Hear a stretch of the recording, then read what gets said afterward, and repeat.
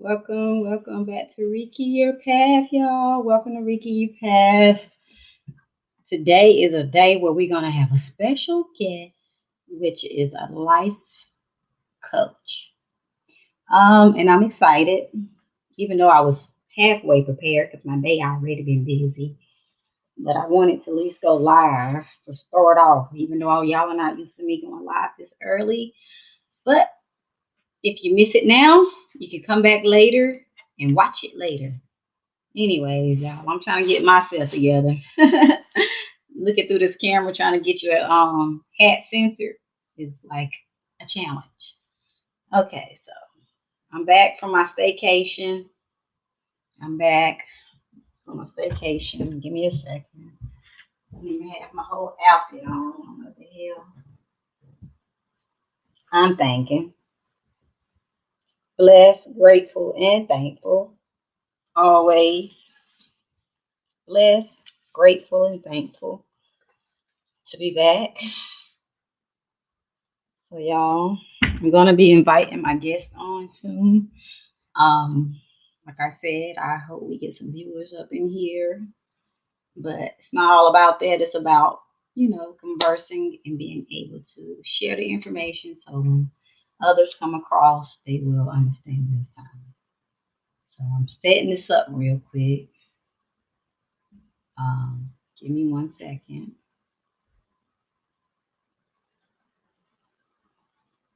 Definitely gonna trying to make sure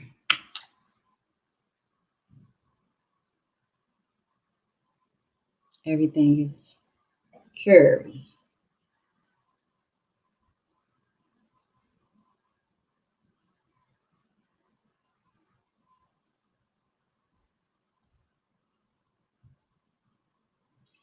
About to go live. Not live, I'm already live.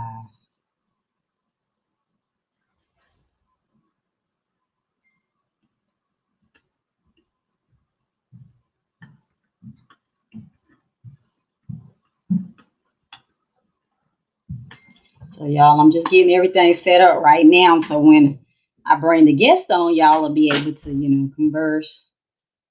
But no one's in here yet, so that's a good thing. Happened to our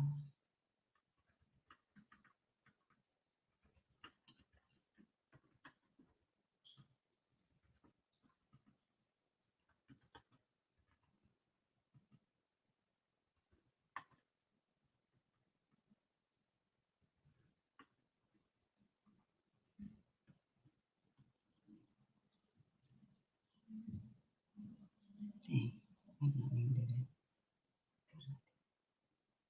So y'all, I've been multitasking all morning. So give me a little second. I'm trying here. I don't know why it's not doing what I need it to do, but it's all good. You're gonna get through it. Everything is a process. When you're running your own setup, you got to, there's gonna be some twerks, some ticks, some tops. So it is what it is. I hope I'm not. Okay, so I'm gonna be bringing on Florence, special guest. Just trying to set this. Is.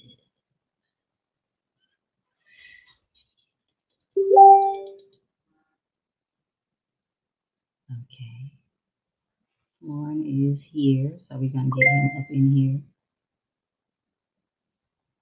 Hold on, Lauren.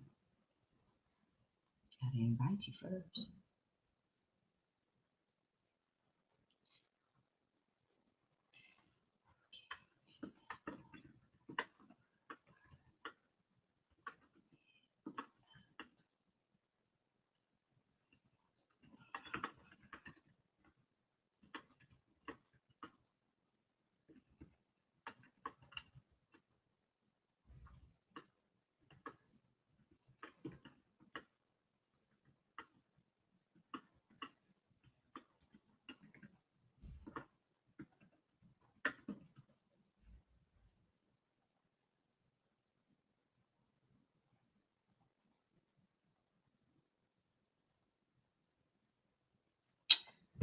Alrighty, so got that part done out the way. Alright, how do I do this? Hey Lole, how you doing, girl? I'm about to bring on the guest now. So just give me a second. I'm excited to see how this is gonna go, and we're gonna.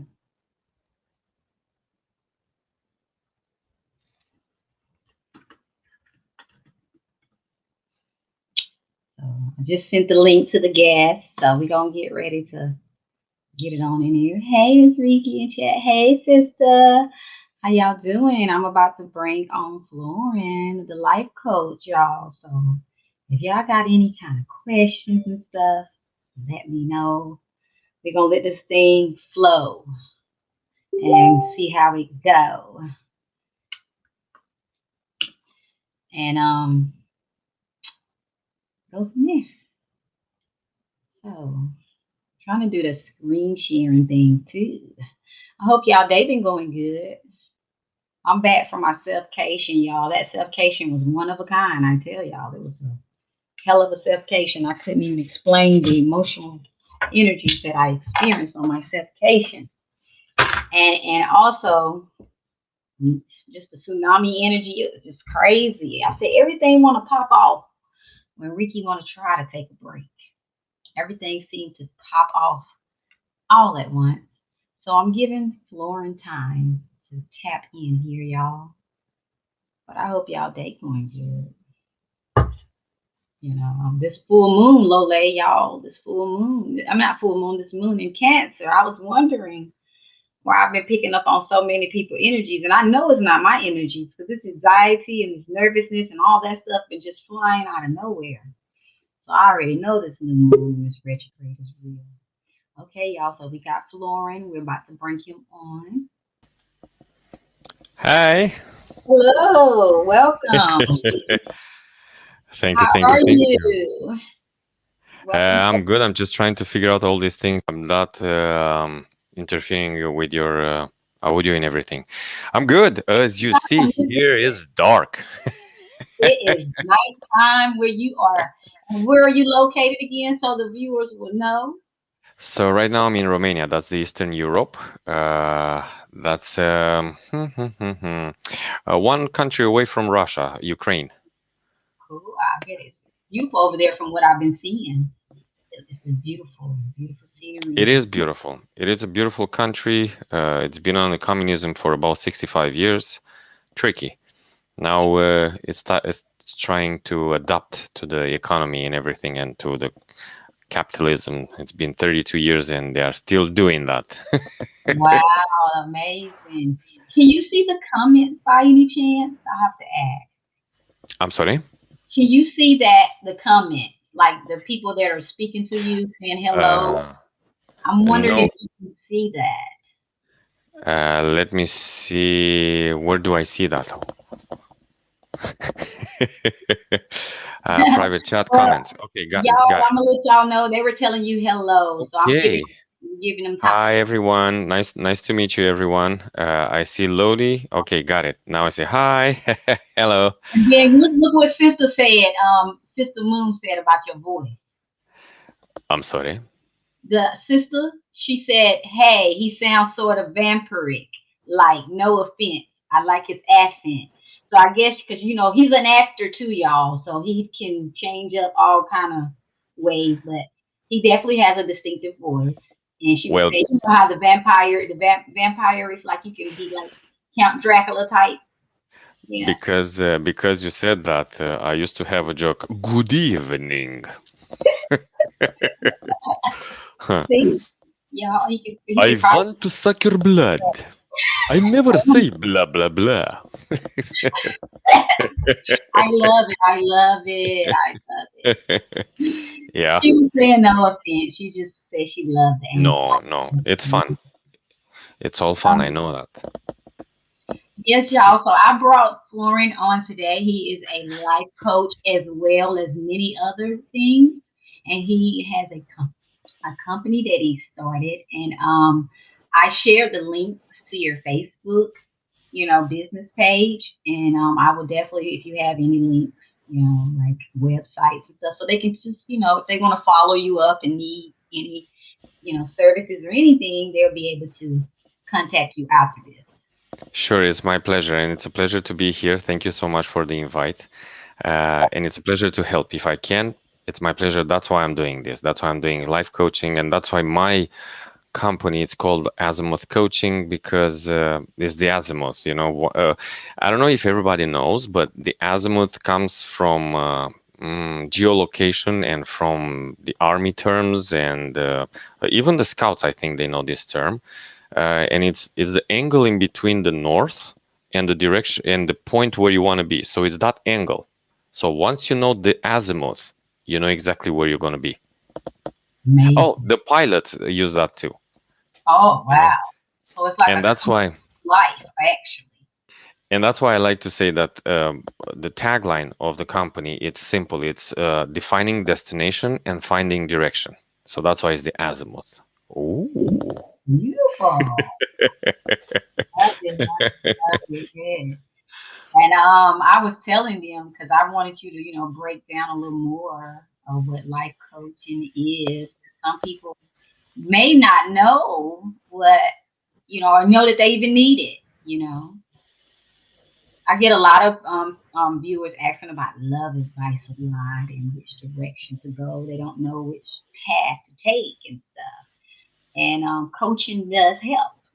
Someone that can help guide you. And I told them that's what you do, and I wanted to share a little more. So, and any kind of advice, and if they might have questions.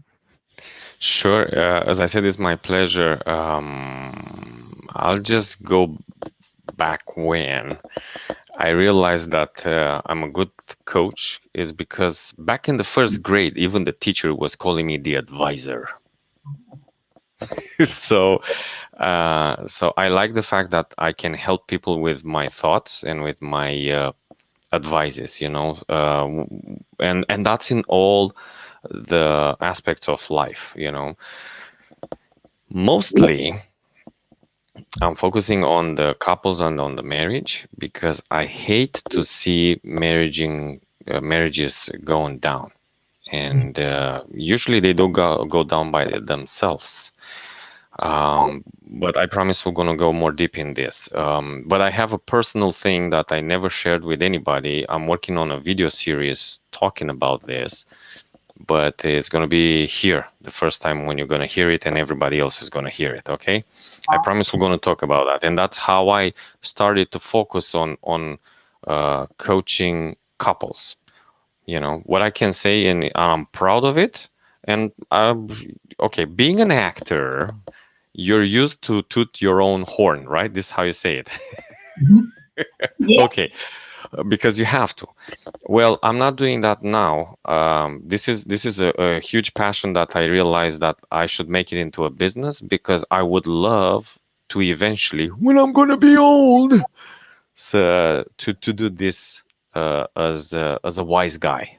I mean, for people to, oh, look, I start having some white hair, which gets me there. Wisdom, wisdom. Yes, that means you Exactly. do a Yeah. lot. Yeah. Hopefully, I don't lose it from here. Well, they have products, Eh, and they have toupees and wigs and stuff, so you'll be fine. Oh no, I said clear. If I lose it, I'm gonna shave it. Period. I'm not gonna. Mm-mm. Period. Yeah. So yeah. Um. So as I said, me personally, my talent is acting. That's for sure. Because you see, this is my character. I like it. If you go on my personal Facebook, you're gonna see that my tagline is "What you see is what you get. Nothing less, nothing more." This is who I am. Period. But inside my mind, my brain, it's a coach. It's Right. strange, but this is how it is. So, so I that's can why I I can said, relate to that. I Definitely. know, I know. Yeah, I like to say that who's alike comes together. And maybe you're gonna hear me saying a lot of times I have my saying, oh, I like to say, oh, is because I don't know why, but I mean, I kind of know why, but out of the blue, hi, Sizza. Did I say it right? Yes. I hope so. I'll probably be screwing up their names, but they didn't tell me no different yet, so we're Okay. good. They're gonna It's okay. understand the assignment. So, uh, see, squirrel. Okay, so I was saying that several years ago, I got this thing where I decided to put my thoughts in sayings, in quotes, and that happened strangely enough and ironically enough after my divorce. So yes, I'm a life coach and a couple coach, a divorced one, and that's why I said I'm gonna tell you. I'm serious. You're the premier. No, nobody heard this story. But the thing is this: I had a pretty amazing marriage for 13 years. I was happy. Two little girls, a beautiful, smart wife. I mean, everything.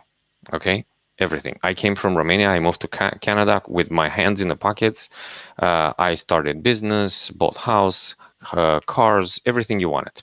You know what I mean? I had so many times when I said I can die happy. I'm serious. So I was happy.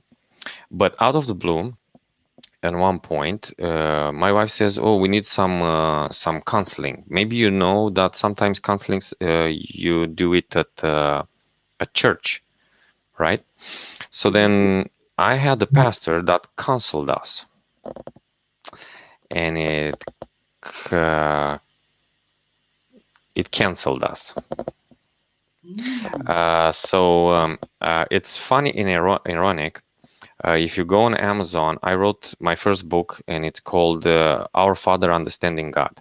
And that happened before I had my first one, my first girl. When I was telling to the men's meeting at the church, I told them that I can't wait to become a dad, a father, so I can understand God. It's Wow. weird. I'm not a Bible thumper, okay? Please don't get me wrong.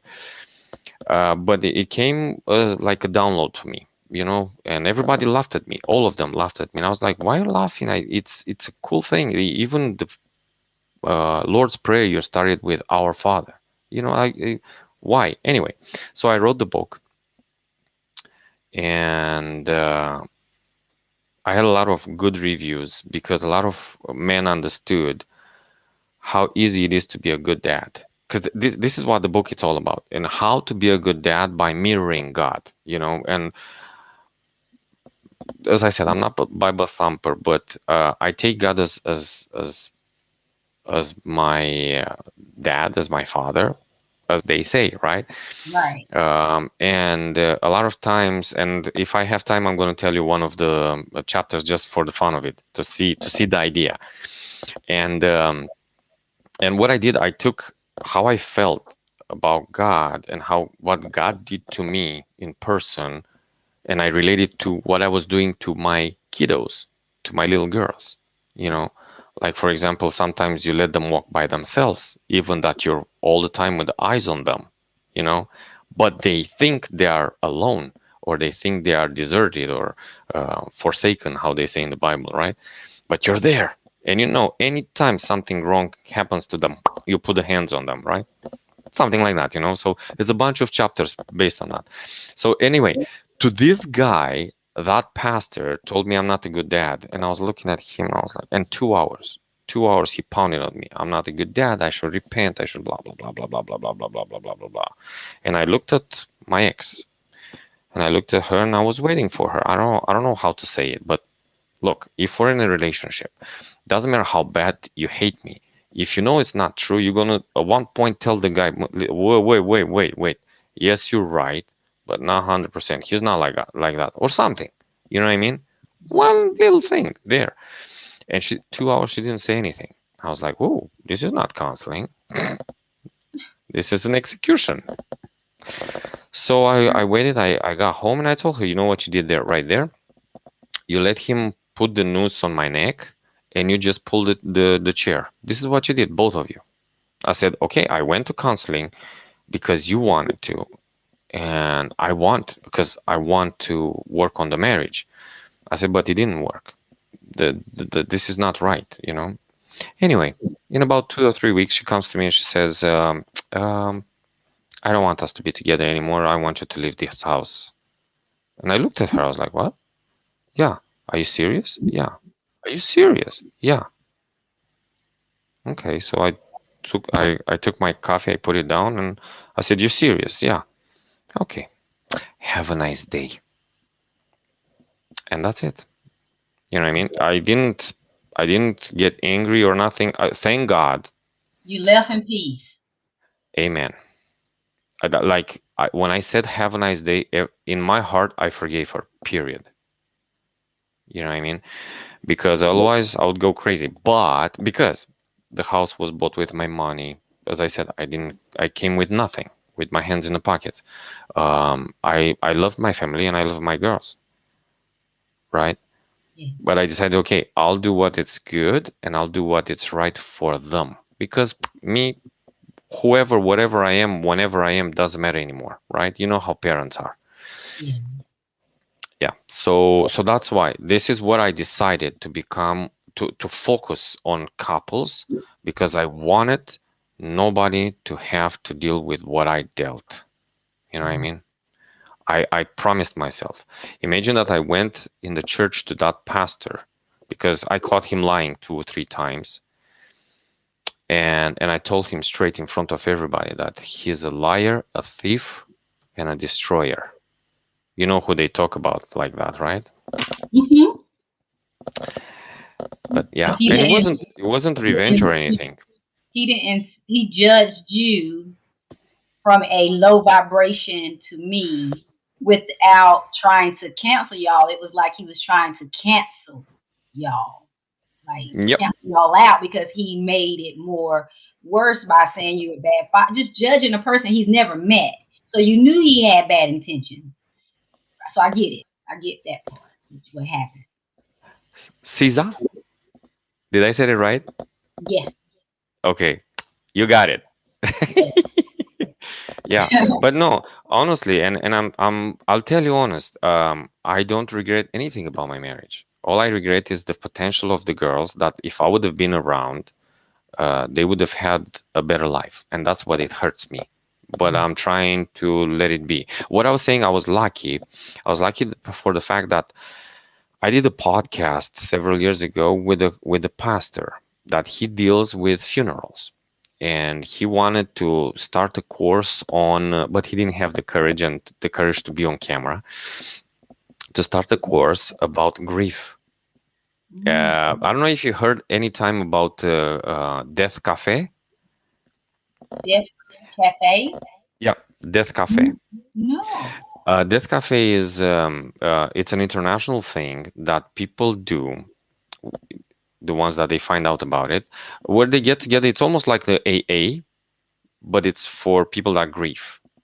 Okay. And you Yes. you meet over a coffee to a certain location and you talk. You know what I Oh. mean? So I stumbled into this thing and he was organizing it. And step by step, we got to be friends and everything. It's funny because people sent me there because I posted something about my mom, which people thought she died then, but she died several years ago, which I got over it, which is normal. So they, oh look, go with this one, you know. So just to see how exactly what you said with the vibrations and energies, how they just match and how um, they get together and they direct you somewhere, you know. Right. So I got to meet him, and because he wanted to do this course and he didn't have the courage, I said, okay, let's do a podcast. So we did a podcast about 52 episodes at the time about grief and about the stages of grief. And because I had these episodes with him, I totally understood grief. So I kind of jumped because grief is not when you just lose somebody because they die, Right. is when you lose somebody through divorce and everything else. So I learned to just jump to the fifth, and the fifth, okay. I'll say a lot of times it's funny. Is because it's in the same time it's weird, it's amazing, it's everything. That's why I'm saying it's funny. But I jumped to the fifth, which the fifth, it's simple. It's acceptance. You just accept. You Yes. cannot change anything. As I promised myself and I told everyone, you don't keep anybody against their will with you, because that's kidnapping, right? So say, hey, you don't want to be with me. I'm not gonna plead. I'm not gonna anything. If you don't understand, it's okay. You know. Exactly. Yeah. So, yeah. So that's my story in a nutshell. Let's put it this way. Now it lets Do me understand the assignment of why we connected too, because I remember I was dealing with grief. And it's funny that we're doing this today. Well, it's not funny, but it's an alignment that we're doing this today. And today is the day that I ended up reconnecting with my oldest son for the first time. wow. And being, like you said, having to accept the time away and missing, the time and stuff.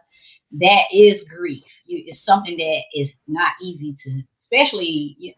It's not even from a mother's perspective. That's why I understood you from a father's perspective with your girls, because I was Yeah. dealing with that at the same time when we both had links. So Yeah. you would give me advice and encouragement at the time too, because you've experienced it, and I was just getting hit with it, and I thought that was so. I understand the assignment of why us angels had connected at the time too that we did the way we did. So, and And you like you know what's said, I beautiful? was losing because I was losing my grandmother, who was like my mother at the time too. When I was Yeah. with grief on all ends.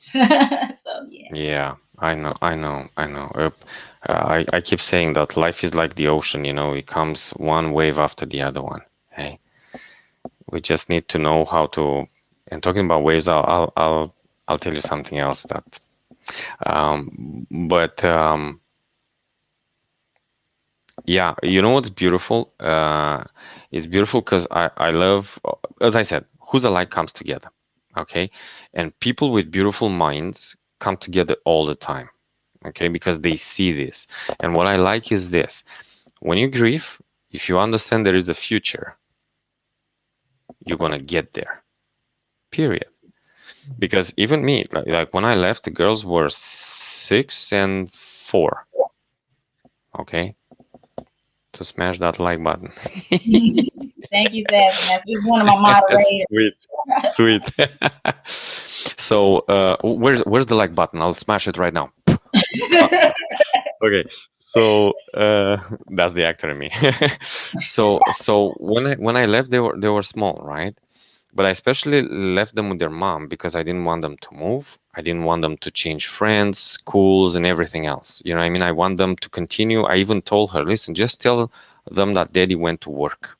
Okay, he's away with work or something. No, she wanted to make it into a big anyway. um it's her choice. But what I was saying is that um I look into the future and I see my relationship with them when they're going to be 14, 15, 16. It hurts me the fact that I lost this time with them, but I look forward to the time that I'm going to be with them later on, and that gives me hope. That makes me smile. You know what I mean? Same And here. I live. Exactly. And I leave the grief behind, and I just focus on what I need to do. Like, wait, look, I'm doing this business from here, from Romania, okay, which is, to be honest, for me right now, it's totally strange to be at these hours and trying to talk with people that just woke up, you know. So, But you got yeah, we have to. It's the life we in, right? We get thrown all unexpected things. That's why we get act our way through it. sure, I'm sure. too sensitive about that part. So look about the waves if you want to. When you go to the seaside and there is bigger waves, right? Not the huge ones, but bigger. If you're in the water right by the shore, there is a bigger wave that comes to you like, it gets. Oh, by the way, I'm sorry. Sometimes I'm gonna throw a Romanian word in there. It's been about a year and a half. I didn't speak fluently English, so so uh, so the wave comes to you like this, and you're small, you're here, right? And it's gonna crush on you. you know what I learned, because I did it too, and I learned it on my own. So I learned that if you run from it, the wave is gonna catch you and drop right in your head, and it's gonna smash you to the floor. But what I learned this: I learned to swim towards it and or try to go up over it, or try to go under and let it go, let it pass. And it's the same thing with life, Yes. you know, because we run so many times and it still crushes on us. And I Okay. think I said everything now. What is your sign? Your astrology sign. I'm a water sign, Oh, so I know how to go against that water. I'm a water sign, so I know how to, like you said, if the if way we're going that way, we're talking about the your birth, like, signs. yeah. That's the Aries. Okay. But going towards the what I learned something, I don't know if it was true or not, but I learned that by the Chinese one, I'm in the year of the dragon, in the month of the dragon, and in the day of the dragon. I'm all fire. Yeah, that's what my sons are, Aries, so I understand the assignment. Yeah, The Taskmaster is an Aries. That's why he said smash that like button because he's an Aries. nice, nice. So did Yeah, y'all? I'm talking to the viewers. I was asking Lole and Sister them did they have any questions for you as well, and make sure you share me that Amazon link. So if they want to sure. check out your book, and I'm gonna support it, and so I can read your story and see how it is in God's, view. Oh, I made it into a audiobook too. Read it, That's what but I I need. I read it. I need the audio version because I'm horrible at. I like to listen. You know what I'm saying? I can catch on easier by listening to a story because my eyes, be doing too much staring at these devices and stuff already. So if I can listen to it, oh, I definitely got to check it out. Send I me a do the link. same thing.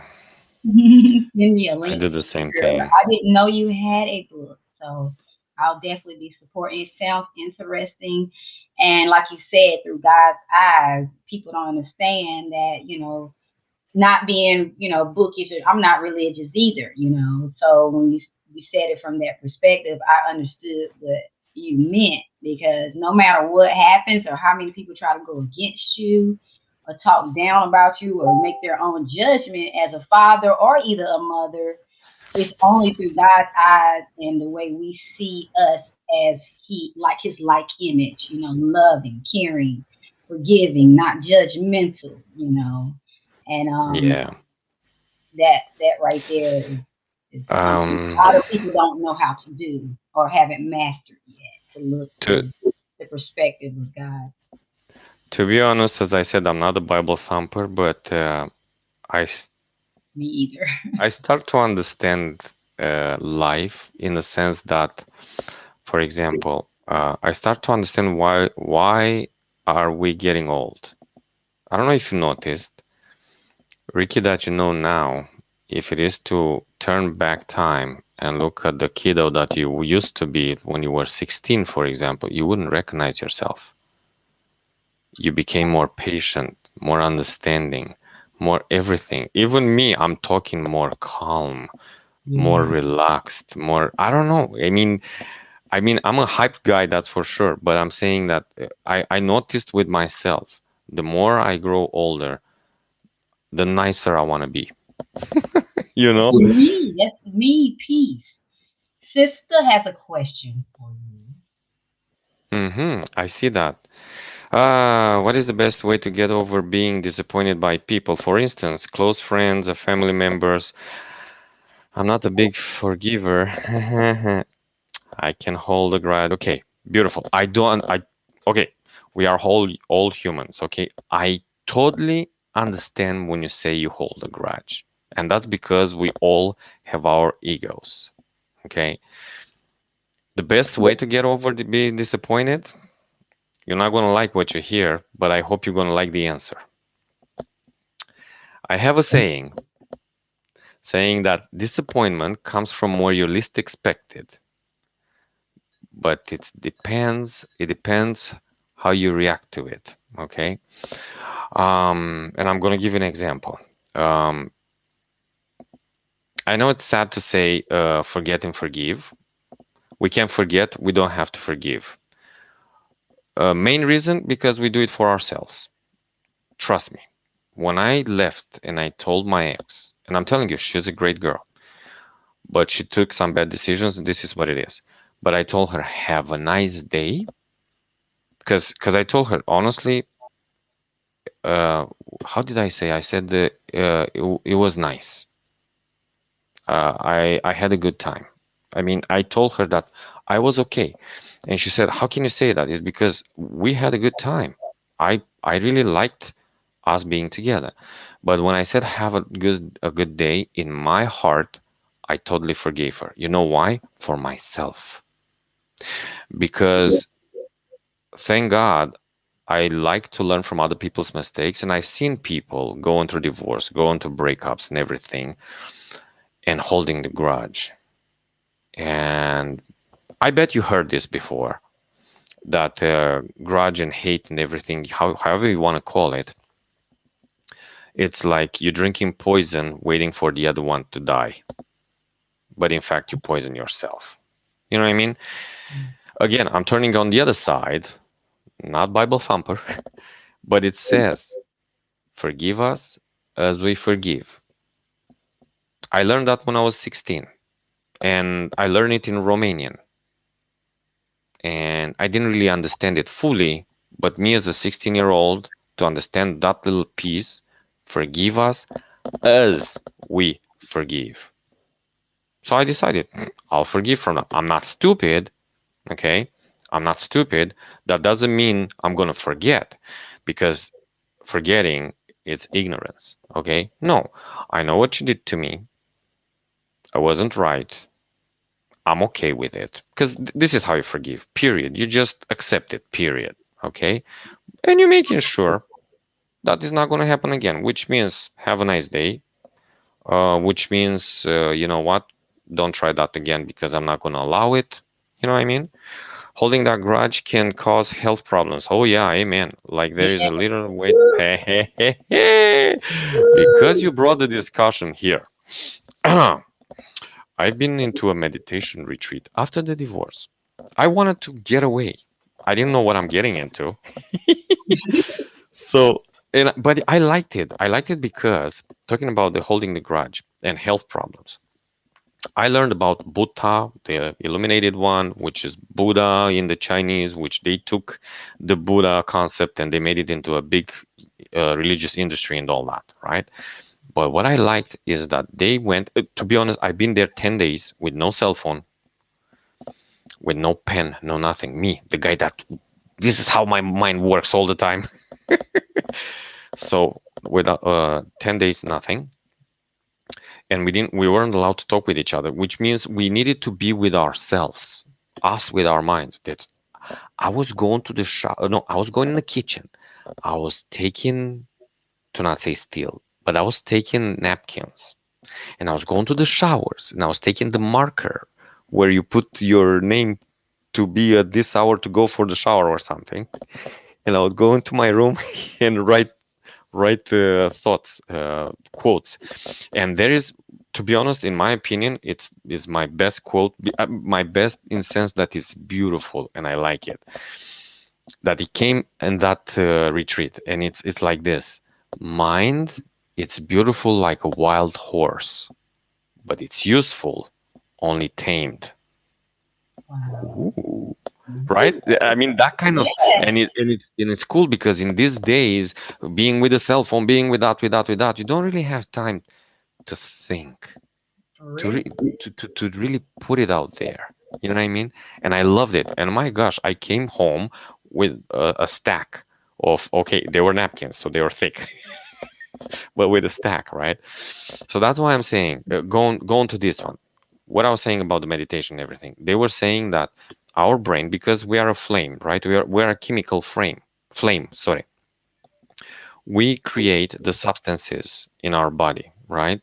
Yeah, and I when I do speeches, sometimes to teenagers, and especially to girls, and I tell them, look, I'll make an experiment with you. I pick one from the crowd, and I say, I make an experiment with you. Don't take it personal. I just want to show you something, and you approve to me if what I say it's right or not. And I say, listen, if I tell you you're beautiful, even if you know I don't really mean it because it's for the experiment. The fact that I told you that you're beautiful creates in your mind, in your brain, it creates that chemical that makes you feel good. Even if you don't want to show it to me. I mean, some of the girls were smiling, right? Because that's okay, but some of them, I said, even if you don't want to show it to me, I know you're feeling better because I told you that. But again, if I tell you you're ugly, even if you don't want to show me, it upset you. Exactly, right? Sorry, I'm not talking in terms because I like to talk so everybody can understand. Because I talk with different ages, right? So,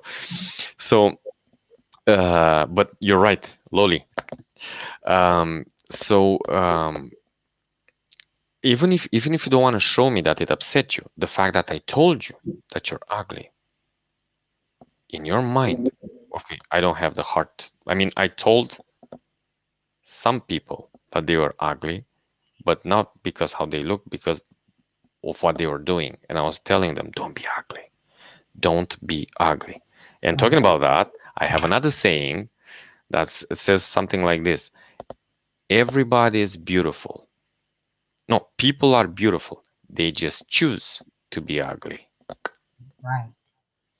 through what they do, right? Talking about holding the grudge to the person that was ugly with you. You know what I mean? Hey, Queen. Exactly. See, I got it. You see? Mm-hmm. She got into it, and I already said hi. Did you see that? I get used to it. Okay, so what I was saying is, even if you don't want to show me, it upsets you. Okay, even if you don't want to admit it, it upsets you.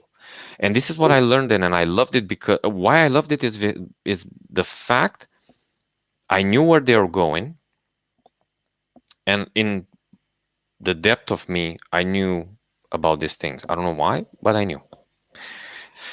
So towards the seventh day of the thing, I knew what's in fact the conclusion of that retreat. It was the fact on how we react towards people and towards what people do to us.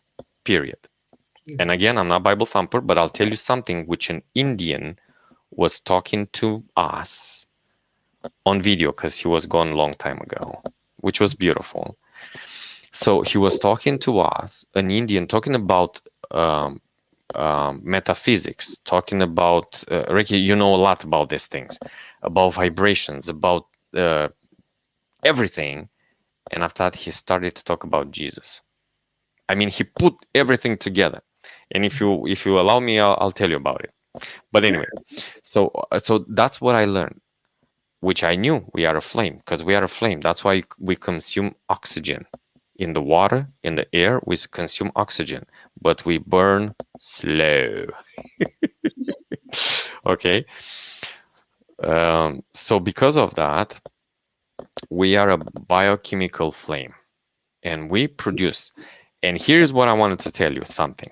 One guy, one time, told me, Mark, because this is how they used to call me, you choose to be happy. Loli, okay? You choose to be happy. I know in this moment right now, you hate me. And I'll tell you how I know. Because I hated the guy when he told me that. The guy happened to be the CEO of the Carnival Cruise Lines, Bob Dickinson, and I was upset with him. And I told him I'm upset. And he said, "Hey, you know what? That I love how he talked to me. I wasn't disrespectful or anything. You know, we were talking like friends." And he said, "Mark, you choose to be happy. Eventually, you choose to be happy." Can I tell you something? It took me 10 years to understand that. Mm-hmm. 10 years. I was in front of the computer and I just got up and I was like, oh my gosh, this is what he said. What he said, I choose to react and be happy with myself, how much and how I want to be happy. I had so many times people asking me, because maybe you see me, I'm hyper. This is how I am. What can I do? They ask me, why are you so happy? Because I want to. I was proud when I was saying that because I want to. I Right. had even my ex asked me one time. She asked me, why are you laughing so much? And I said, you know what?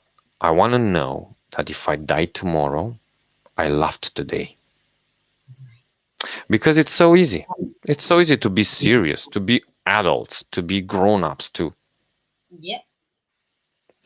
if you want, please stop me because I keep going. No, you're so, like I said, you're fine. You're sharing and helping so many people. So I'm not stopping any vibes because we've been, Okay, if you just got on the show, rewind a little bit about 10 minutes ago, I said something about I decided the older I get, the nicer to be. And I'll give you the example why. First of all, for example, do you remember your grandma? Mhm. Okay. Did you meet your grandma when she was 20? Mhm. Interesting question, right? You know, I don't know where else to go to other persons, but you get my point. Mhm. The thing is, when we grow old, nobody knows how we were when we were young. Not even our kids. Our kids know us as adults, right? Think of your parents. When your dad or your mom told you, "Oh, I won this competition when I was a kid," or "I used to do this," "Oh, I used to be champion at this," you would look at them and go like, "You? Nah." Right? Because you wouldn't be able to create in your mind their image when they were young. Right. So the same thing. Nobody, like for example, my girls. Oh, thank you. Stop it. Beautiful. See, okay, don't get me wrong, but I'm just getting used with the platform, right? When I see something pop up, well, you see, I stop. Okay, So right. get Um, used to the loop. Sister, you're right. The older we get, the nicer we should be. Why? Me personal, I would love for somebody at my eulogy to say, man, he was a nice guy. I'll give you my example. In my church, a small church, about 100 people, there were two guys. There were one 94-year-old. He was hedgeback. He was small, skinny. He barely talked, you know.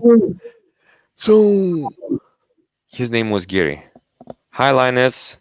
See, I'm starting to get a hang on it. I'm Okay, glad Ryan is chimed in too because she is big on positive quotes and stuff like you do. nice. Yes, Well, I'll give you my Instagram then if you want to. yes. Wait a second.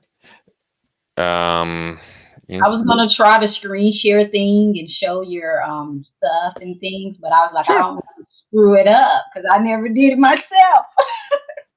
go 'Cause for it. We're you should having be able fun to. here. They were saying that you should be able to screen share, and I never did it before, so I don't have a. Let me see. Hold on. Give me one. While you do that, I'll continue the story, okay? Okay, go So ahead. it was Gary, 94 years old, small, skinny, barely walking, and he was bringing candies to the kids at the church, put them in nice little baggies, and give them to all the kids, like in the good old times. And it was another guy, Don, which he was okay. He was better looking, better everything. He was a gentleman, but he kept complaining all the time. When Gary passed away, I wasn't related with him or anything. I knew him just from the church, maybe for a year. Hey, here we go. Ho ho ho. Okay. So just from the church. And when he passed away, I said, I'm gonna go pay my respects. I'm gonna go because I really liked him and I said I wanna be like him when I'm gonna be old. That old, 94. So I go to him and I go to his funeral. I get to the funeral home. And from the entrance, lots of kids, big family. I didn't get to the coffin yet. So lots of kids, big family, people talking, people laughing, people feeling good. Um, Pictures on the wall, of course, when he was younger and everything. And I kind of start looking at one picture, the other one, and I see him in the uniform, him in organization, him, and I realized, my gosh, when I got to the coffin, he had a royal guard. He Wow. had two guardians at the coffin. So he was somebody when he was younger. You know what I mean? He was somebody. I think you're gonna need to leave space in between Facebook and HTTP Yeah, I'm because about to correct it. I You just saw that. told it. Okay, so the thing is, he was somebody.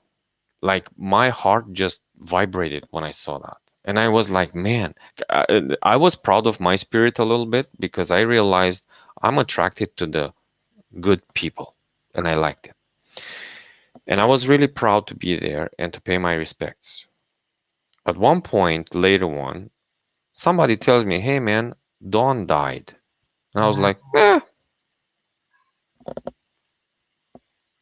He and passed. that's it. And that's it. So that showed me that the older I get, the nicer I should be.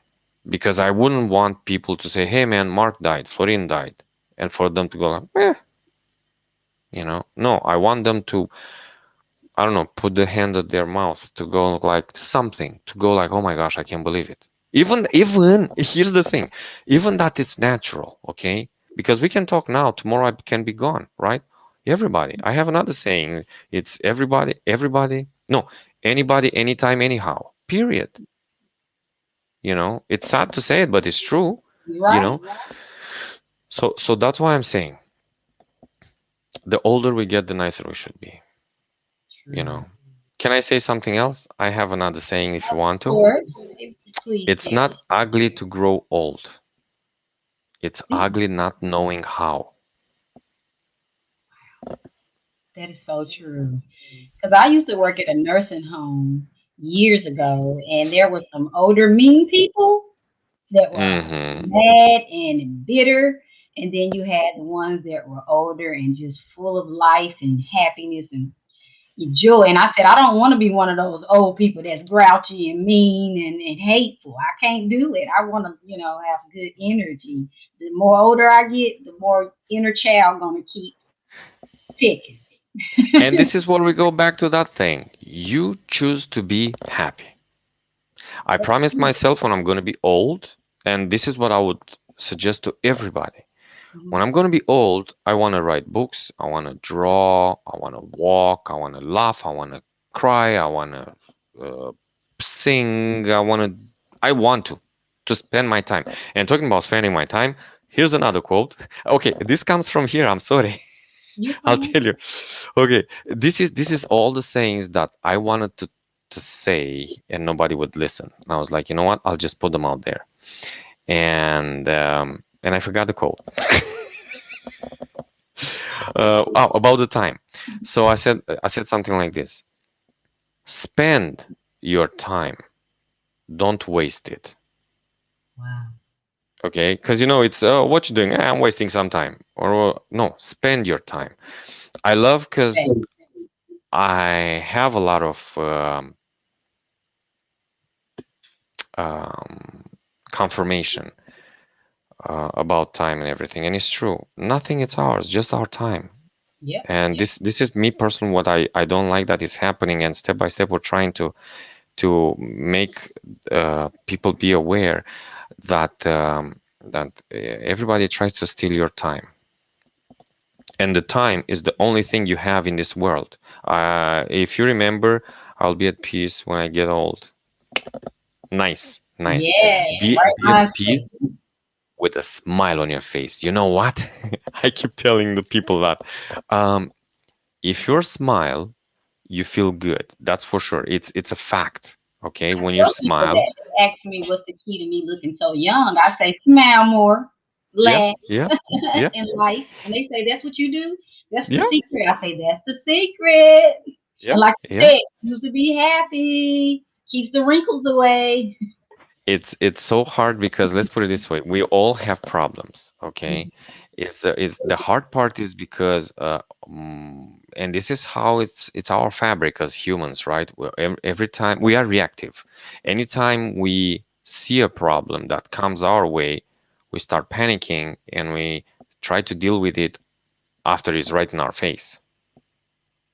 And that's happening with health and everything else. Okay. We're reactive. When they say that the successful people have no, no, no, no, no, no, no, no, all this, the successful people don't do anything else but look ahead. That's all they do. For example, when you drive and you look to the head to the traffic lights here, if you have the capacity to look at the traffic lights at the next stop and at the next stop and the next stop while you're here, then you know you're gonna know where you're going. You're gonna know what kind of obstacles come and what you have to avoid or just confront. Right. You know, because this is how we are. It's for example, our ego is big. It's big. This is believe it or not, even God has an ego, because that's why a lot of things happen in the Bible and a lot. Not Bible thumper, as I said, but we have big egos, and I learned that we need to. I'm sorry, but we need to just let it go. I had so many. Wait, look, you said you've been in a nursing home, in a retirement home, you dealt with people. Trust me, I'm talking with everybody. I bet somebody at a point said, you know what, honey, just let it go. Why? Because they know already. Yeah. We can't. No, nobody tells us. And if they tell us, it's exactly when we used to be a young, we used to be young and teenagers, and our dad or mom would say, "Don't do that, because it's not going to be good for you." Ah, me, I'm the one. I'm fine. And then you go and you hit your head to the wall, and you go like, "My gosh, you cannot accept, you cannot admit that you are wrong because your ego is big." Yeah. But years and years and years and years go, and you say, man, I was so stupid. My mom was so right, you know, because step by step we get in their shoes. You Okay. know, I'm just looking at the comments. Okay. People will take and take and take, yeah, from you if you allow it. Amen. Amen. It's true. It's true. It depends on how much you want to give. Because let me tell you this. I'm talking with Linus because she said people will take um, from you if you allow it, right? And you had to learn. It's true, right? You set the limits. You set the limit. It's let's put it this way. We have the big egos, but sometimes even our ego makes us want to say yes to everything because oh, I'm a good person, you know. But sometimes you need to say no. And you say no. I don't think this is my saying. I think it's somebody else saying. But is this thing um, that helps somebody but don't hurt yourself, Right. you know, like to the point where you say, oh, okay, that's it. Here is what I'm sorry. No, I don't want to get hurt, period. You know, yeah. True. Yes, it's been releasing my ego. Oh, you did that. Congratulations. Congratulations. Well done. And I know it's Michelle hard. said sometimes the lessons can be tough, you know. So Um, okay, because you said about releasing your ego, do you mind that I keep making no, reference to the Bible? I'm telling you why. you I grew are up in so communism. you are so fine. In I don't have to apologize. Keep doing what you're doing. Let it flow. Be you, like you said, and say what's on your mind. Very good, my friend. Let me tell you this. Here in Russia, okay, so growing up in communism, you weren't really allowed to have a religion, to have spiritual life. That's what it is, in fact. Um, and under communism, you didn't really understand what the Bible is, what happened, who was Jesus and God and all that. You couldn't like if you look and I just to paint you the story easy. Look at North Korea. North Korea, people were crying because the dictator died, and they were crying because he was their father and all. This is how indoctrinated people were, and Mm-hmm. it's true. This trust me, it works. Like in our country, Ceausescu, if he was another Ceausescu. If he was another 5 years maybe in power, I think I would have been there too. You know what I mean? So not growing with that, we needed to. after the revolution, we needed to learn it. And to learn it, and here's the thing, we didn't learn it in church, we didn't learn it in school, we just learned it ourselves, you know. And that's why I'm so excited about this, because I learned it myself, you know.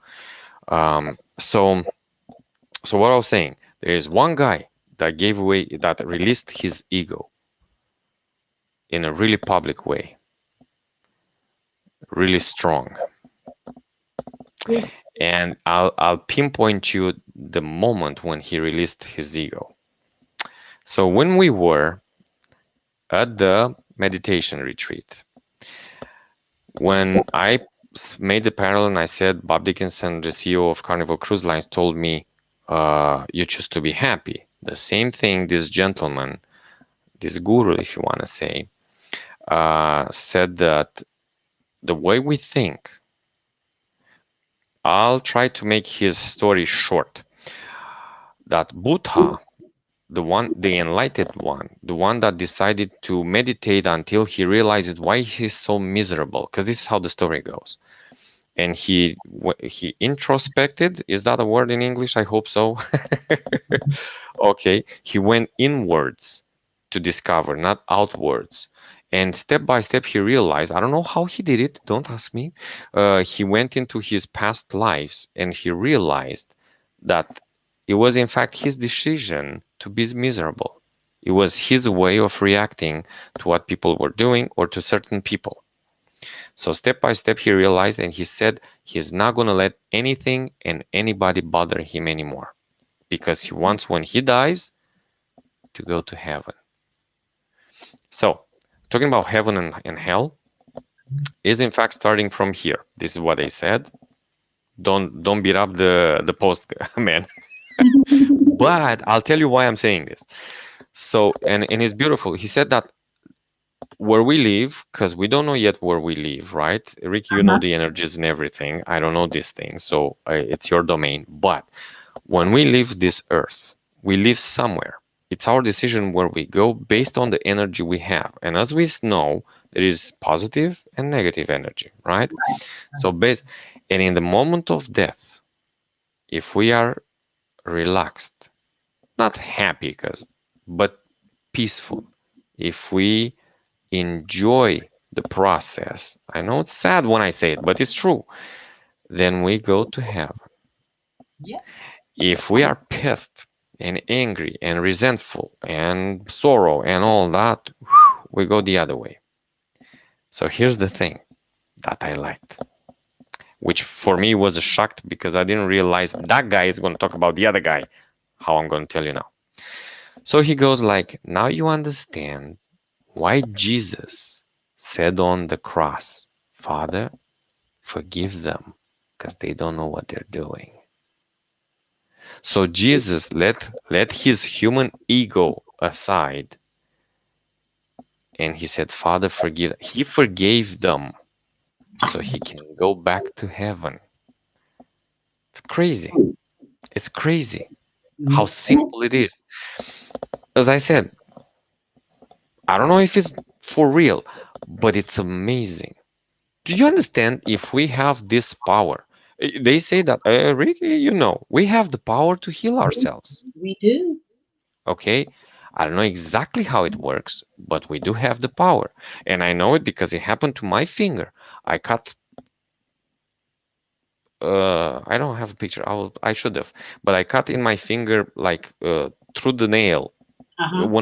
when you cut celery and all that, right? And I was like, oh my gosh. In my head, I was thinking, oh my gosh, this is how I'm gonna stay from now on, right? This is how I'm gonna be from now on. Uh-huh. 3, 4, 5 weeks, brand new, brand new, and I'm going like, my gosh. I mean, you know what I mean? When I'm saying we have the power to heal ourselves, we produce the substances. Here's the thing that a lot of people, and don't get me wrong, I'm just saying what I'm thinking. You don't have to believe me, okay? But the You beautiful thing is, oh my gosh. Okay. Do you know? Okay, here's the thing. Do you know how there is a gentleman, I don't remember his name, but he wrote the Men Are From Mars, Women Are From Venus. I don't, it slips my, but the thing is, he said, women have spaghetti minds, which means all the thoughts are like this, and men are waffles. Everything needs to be in a square. Ping, ping, ping. Hey, I Yep. realize I have a woman brain. Mind. Okay, because now when I was telling you about this, it just came to me another idea, right? But I forgot the one before. Okay. I do it too. Okay, so um, so I was saying about Jesus that he said, okay, forgive them because they don't know what they're doing, and in this way he knew this is the only way to go back to heaven. It's crazy. It's so simple because that's what I was saying. Life is so simple. So I was saying the fact that we create the substances to heal our body, right? That's why everybody tells us be positive. It's hard when you have the ego. When somebody does something wrong to you, it's normal to feel anger and to be resentful and to hold it. It's totally normal. Don't blame yourself, but you can time that. I mean, you can be mindful of it and think, you know what? It's right to be angry, but you can get over it if you want to. Here's the thing. And you just think that you do it for yourself. That's the thing. I'm serious. I've seen people that they forgot how to smile. It's Yep. sad. A smile. Do you know? Do you know that during your life, you can save someone's life just by smiling at them? Yes. Yeah. And the thing is, you don't even have to know them. A stranger you walk down the street and you see a guy, a girl, whatever, and she looks at you, and you know how it is. Human beings, especially the nice ones, smile and you smile, and the guy or the girl, when they are passing you, in fact, they are going to throw themselves off the bridge or something. And just the fact that you smile at them did something to their mind and maybe thought, maybe there's hope. Maybe, you know what I I do mean? this, and all that. Yeah. You know how they say with the sneeze that, no, sorry, with the yawn, right? Because you yawn and then the other one is the same thing with the smile, Yep. you know? And this is so a deja vu. Oh, I do believe in karma. Karma is Sorry. real. I do believe in karma, and I'll tell you how.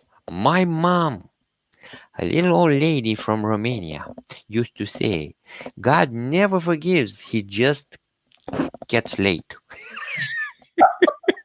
All right. Yeah. I So, say that all the time to the people who do wrong to me or, hold grudges and stuff. I be like, yeah, they have to deal with their karma. I don't.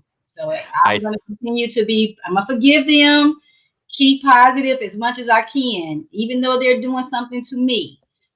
I know they got to deal with their karma, not me. And karma is not beautiful when you not acting like you said yeah, the right yeah. way. You choose to be I'm miserable. looking at I'm looking at the comments, and Linus said that a smile can light up the room. Yeah, yeah, you're right. Yeah, yeah. And about the karma, I twisted a little bit the saying, and I said, in everything you do, remember, karma's not a nice lady. Not at all. It is And she true. don't sit here and warn you that she's gonna, you know, serve you up. Not a warning, It's like, hey, Yeah, yeah. so you and Do you remember? thinking in peace when you keep pointing to the mind. When you Yes. say it's up there, you have to think those thoughts. If you're thinking you're gonna have a bad day, that's what you're gonna progress. If you're thinking you're dying of cancer and that's what you're gonna accept, that's what it's gonna be. And if you can heal, like you said, I've touched myself in places and the pain went away. So, healing is real. And Bioenergy. yes, it's all about this. People don't understand this right here. That mind, that thinking is what starts everything else from doing what it's going to do. So, Because you said about touching yourself where it hurts, right? hmm And look, I hope there are not doctors around, and I hope they don't get upset. But hey, I'll say what's in my mind because this is how I'm built and this is how my business is built. Everything it's energy, right, Michelle? You're right. You're right. And I'm gonna prove to you. Remember, remind me that I'm gonna prove to you in 2 minutes that we're immortals based on the energy. Okay, so about the touching. Remember when we were kids? Okay, first thing that we did when we fell on our knees, we ran, right? And we fell and we scrape our knees. First thing that you do, what do? You put your hands there. Mm-hmm. When you cut yourself or you hurt yourself, first thing that you do, you take it to your mouth. You know, that's because it's sugar on the tip of your tongue that coagulates the blood. I mean, things that they are embedded in us, they are programmed, you know. Nice. I like it.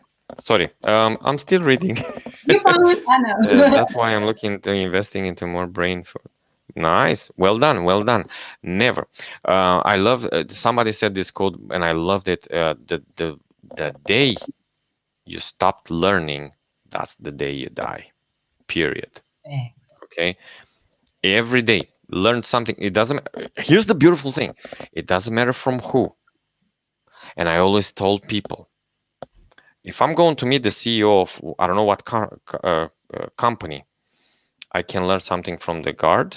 I can learn something from the lady that's mopping the floor, or from the guy that's changing the bulb. Okay, everybody has a mind, and everybody has beautiful thoughts and something that you can learn from. Okay, not just the guys that they are positioned and everything. Trust me. And the beautiful thing that about humans is that everybody starts somewhere. Okay. Okay. Can I talk to you about immortality? Of course. Okay. So once again, you don't have to believe me, but here we go. In 2 minutes, maximum 2 minutes. I'm looking at the clock. It's 1:12. Oh, it just started a minute. Here we go. So, Ricky, I'm going to take you as an example. Okay. Who are you? You, Ricky. You, not your body. Mm-hmm. Who are you? Who And the am same I? question for everybody in the I am. comments. To me, honestly, I feel like I am energy. You're way ahead of me, but let's go this way. I'm gonna cut it in steps so everybody gets it. Very good, very good. So, who are you? You are your mind, right? I am my mind. This is my body. If today I get paralyzed from here, I still exist. Me, me. This guy that when I close my eyes and I don't see my body, I still am, right? I exist. Okay? What is our mind? It's our thoughts and our memories, right? Here we go. What it's a thought? What is a memory? Talking about physics, biochemistry, right? What is it? A thought. A thought, it's a synapses.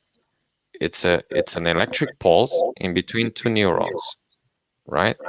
When I do this, I think of doing this, and in my brain, some shocks are happening. Okay? Electric pulses. Good. The electric pulses, what are they? Electricity, right? They are pulses. It would be funny for us to walk on the street and you just go by a guy or a girl and you hear that. Okay, so so electric pulses, electricity. What is electricity? And here's where you said the answer. It's energy. And does anybody know the definition of energy? Does anybody know the definition of energy? Hmm. I what we're made up of. Like we're made up of, different. You know why they say six protons, electrons, and neutrons. Six electrons, protons, and neutrons. We're made up of all that gas, liquid. You know, That's the molecules. Yes, yeah, yes. that's what The it is DNA to and me. everything. I don't know to others. But we're talking about our body when you say this, right? That's our Which is body. made of molecules and everything. But we are the energy. Yeah. And the energy, the definition of energy, hold yourself, it's something that cannot be created and cannot be destroyed. If you don't trust me, go look on Wikipedia and everything. And So true. rest Cannot my be case. destroyed. We Exactly. are we are eternals. I said it we are immortals. No, we are eternals because we do die, but it's not us that's dying. And I'll make a little parallel if you want. Do you remember your first car? Yeah. Okay. Do you still have it? Yes. Okay. You're not a typical case, then I'm gonna move on. No. So so so no. So I um don't have my first car. I'm just, I okay. mean, like, if it's like on a physical app perspective, I don't. But I looked Okay. on, another What I'm saying is perspective, so this. I said yes from that. But on a physical, no. Yeah. What I'm saying is this is when you had your first car, right? Or a first bike or whatever you want, right? At one point it broke and you changed it, right? You didn't stay there with it and try to fix it forever, right? You just said, you know what, I'll just get another one. Okay, I'm not saying that, oh my gosh, you snapped your fingers and you got another one. But I'm saying you had the decision, you go through the process, you waited several months or years or something, and you finally got a car or something. Okay, but what I'm saying is the same thing with the body. Hmm. Okay, us, me, Hmm. this guy, the guy that when I close my eyes, I still know I am. I have another saying. I'm sorry. I'm not afraid of death. I'm Hmm. afraid of non-existence. Fact. Okay. So, Energy never dies; it like only transforms. Michelle, you're right. Like a new avatar. Yep. Yeah, yeah, you're right. Who said that? With a yeah, energy never dies. It just transforms. You're right, right? So it's true. It's so hard. It's funny because I have another saying when I say something like, "Life is like a prison where we are afraid to escape from." You know, it's true. It's true. Because we don't know yet what's happening with us here. My gosh, I went into metaphysics now. We don't know what's happening with us here. But once again, it's good to enjoy the ride. I like to say, and I know I said that, I put it in a quote. Again, see, this is all my thoughts. That's it. And this is what I decided to put it in quotes. And I was talking about that one day it happened to me, and now step by step I understand why it's happening. So the quote is this: the biggest gift I open, it's my eyes in the morning. Fact. Period. Fact. And Period. talking about the time, yeah, I see the googly eyes. Right. uh, It's true. so I was looking at the other um, screen too, but yeah. the talking about the eyes, sorry, talking about the time that it's ours. Hmm. I bet you remember Kansas, Dust in the Wind. Hmm. Uh, I used to listen to it when I was a kid because my father was listening to it, and then I didn't know English. And step by step, I learned English, and I learned some of the verses that were saying, "Not all the money in the world would buy you another second."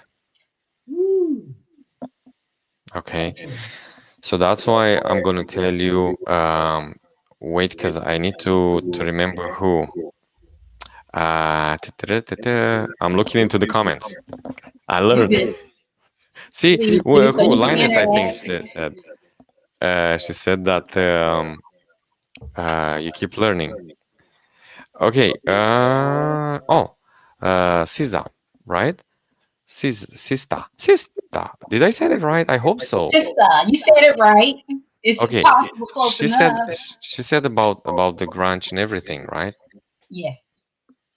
I looked into it and I forgot what I was talking about. It's just a sign that I'm getting old. You know what I mean? It's okay. I don't know what I was I'm talking sure about. you had a full Oh day God. already, so I'm grateful that you even Yeah. that, that Um, you I'm were gonna talking. remember that. Yeah, You want me to kind of revamp your mind? please. You were talking. You were going into about us being, immortal, and Hmm. then you was breaking down how we exist. Basically about us not transforming, and that we still exist. And you was talking about the old car and the bike that we fixed. Yes. So the fact that we are transcendental, right? This how you say it? Transcendental. Transcendental. That we transit. Um, Transcendental. yeah. And the thing is, in my opinion, I like it. Laugh because that's why we're here. So but what I was saying is, this is thoughts that because we all talk, we all become one big mind. Uh-huh. And if we understand that we are all cells in one body, Hmm. that's why we connect. That's why we have electricity in between us and everything, right? We need to be positive Because I'm eventually, because thinking, so you better that's be why, thinking positive. yeah, that's why I was looking on the comments because I was trying to figure out who said about the not forgiving and about the people that did her wrong and everything, right? We choose that. Oh, what is the best way to be? Okay, got it. Yeah, sister, good. And and eventually, we need to be positive energy to have beautiful minds and beautiful hearts. Look, I'll share with you something that I didn't share with anybody. I was so okay. I'm living in Canada. Sorry, uh, we didn't really. I don't know if anybody knew that, but I'm living in Canada, close to Toronto. I'm living there for about 15 years now. My mom passed away 10 years ago, and she passed away here in Romania, and I couldn't go to her funeral. I couldn't get there because first of all, I would fly about 2 days to get here. It would be too late. Anyway, complications. So because of that, we took the decision to cremate her because her last wish was to come to Canada. So my dad brought her to Canada. But what I wanted to say is that my dad told me that the guy from the cremation chamber said that the heart burns last. And the energy, in fact, starts from the heart. That's why everybody go with your heart is. That's why everybody, well, look, I just, I'm I'm gonna Right. recover. But what I was saying is that was another revelation for me because and a revelation and another confirmation for me that in fact when the entire culture talks about the heart and everything, in fact our energy starts from there, right? It says that God puts the beat in your heart Yeah. and that everything starts with that beat. Um, there is where I realize, okay, that's the last one to go. And it goes because, in fact, it transforms, right? It transforms in another energy, you Correct. know. So that's why I'm saying, getting back to the energies and to the body and to us, to be good. To be good. Talking about being good. Sorry, I have to, but I'll get to the comment to not forget. Talking about being good, I wanted to share with you, if you want to, something that I stumbled at the end of last year, and it's called Universe 25. I don't know if you ever heard about this experiment. There's Not a really. gentleman that made a utopia for mice. So in an environment, he gave them everything right in a mean of habitat, food, everything for them to not be stressed at all. Because as you know, stress creates bad energy and creates all the bad things in our lives, period. And he created this universe. I'm going to send you a link if you want to. Yes. Yes. And he did this experiment 25 times. And in this 25 times, it was exactly the same behavior. And after that, they related to the people. And the behavior was this. After a certain point, the population increased and stopped. And after that, it became some generations that didn't want to procreate anymore. And after that, they came some generations that they were suicidal. They were how you call it, full of anger. And anyway, in it, long story short, they destroy themselves. So they eradicate themselves 25 times with mice, with rats, and with other animals. And you know what that told me? That told me two things. Mhm. Now I understand what happened to the last generations and the lost, I'm sorry, the lost civilizations. And now I understand why Jesus came. Because all all that Jesus did in this world is told people love one another. Right. You know That's what I it. mean? That's it. We're not in church. I'm just saying. So I love how spirituality and science comes together, even if people say, "Oh no, no, no." Yes, yes, yes. So I'm gonna send you the link if you want to watch it and to Yeah. understand some things that you go like, "Oh my gosh, And these I are can share it with them as well. So that'll yeah, be yeah." And talking about energies, that's why I'm saying. That's why people say be positive. That's why I say be nice, be good, be kind. I know a lot of times, and I'm going back to Sista. I know a lot of times you have people that disappoint you. Trust me, I know how it is. I know how it is after continuously helping somebody after 2 years to tell me we're not friends. And then telling him, you know what? Have a nice day. This is how I like it. Have a nice day. Period. I mean, there is where I put my period. After that period, you can come with excavators and you're not going to be able to move that period. You know what I mean? that's But exactly right. Because the sad thing, not to cut you off, I'm sorry. yeah, When you but lead when to peace, they get angry and start trying to see how they can disrupt your peace in every dynamic. It's you know crazy. why they get angry? Because they become jealous. They are envious. That's why. Talking about that, here's another saying. You know you're doing something right when envy surrounds you. Okay, so keep going. Keep going in anything you want to do. Let me look at the comments. Do you mind? So Sure, Michelle take your says, time. I know when something is right and pure because I feel it in my heart. Yeah, chakra, yeah, my heart smiles. Right? Right? You feel it. And this is how everybody says go with your gut, you know, right? Yeah, Yeah.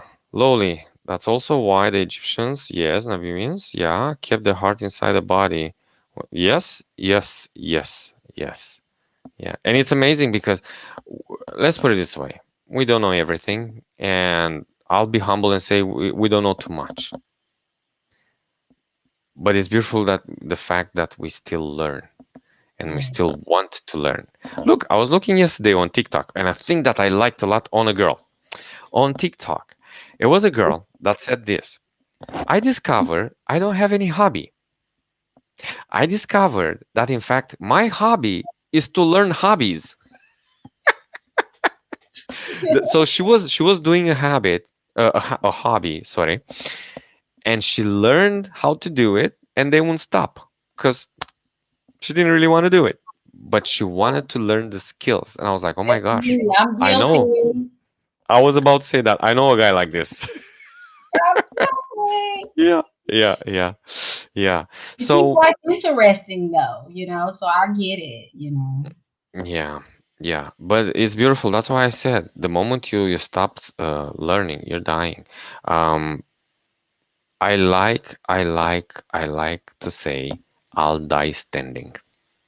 Yes. You know what I mean? I want to live life exactly how you say, live in peace. I want to live a full life because I want to. because so many times, and I talk with everybody in the comments, so many times, not life, because it's not the life that hits us, it's the Mhm. surroundings, and it's the people. But so many times it hits us, and we just want to lie down and just stay there and die. Mm. I know it happened to me too. Trust me. Mhm. I know how it is. But you know what's funny? When you lie down there, then is when the door opens. I don't know why, but it's weird, but it does. Maybe because we stop. Maybe because we finally say, you know what, I'm done. Because again, oh my gosh, I keep going back to the Bible. I can't believe it. It's Like I'm telling you, I'm not a Bible fan, but it says, how does it say? Let go and let God, right? let go and let God. Hey, that's the moment. But again, our ego gets so much in the way that we cannot let go. And here is what I'm going to tell you a chapter from my book because I remember and it fits right with this. Mhm. And but if you have questions and everything, I'm here. Okay, so here we go. My oldest daughter, 4 years old, her birthday, her grandpa buys her a scooter, but it needs to be assembled. Okay, it comes in a box, right? So she's excited, and I go like, "Hey, girl, her name is Ella." I said, "Do you want me to help you?" No, I do it myself. Okay. And she starts. I'm sorry at the time I don't know why I didn't have the phone with me. I would have filmed her. So she starts, I'm telling you. And I remember this how I wrote it in the book.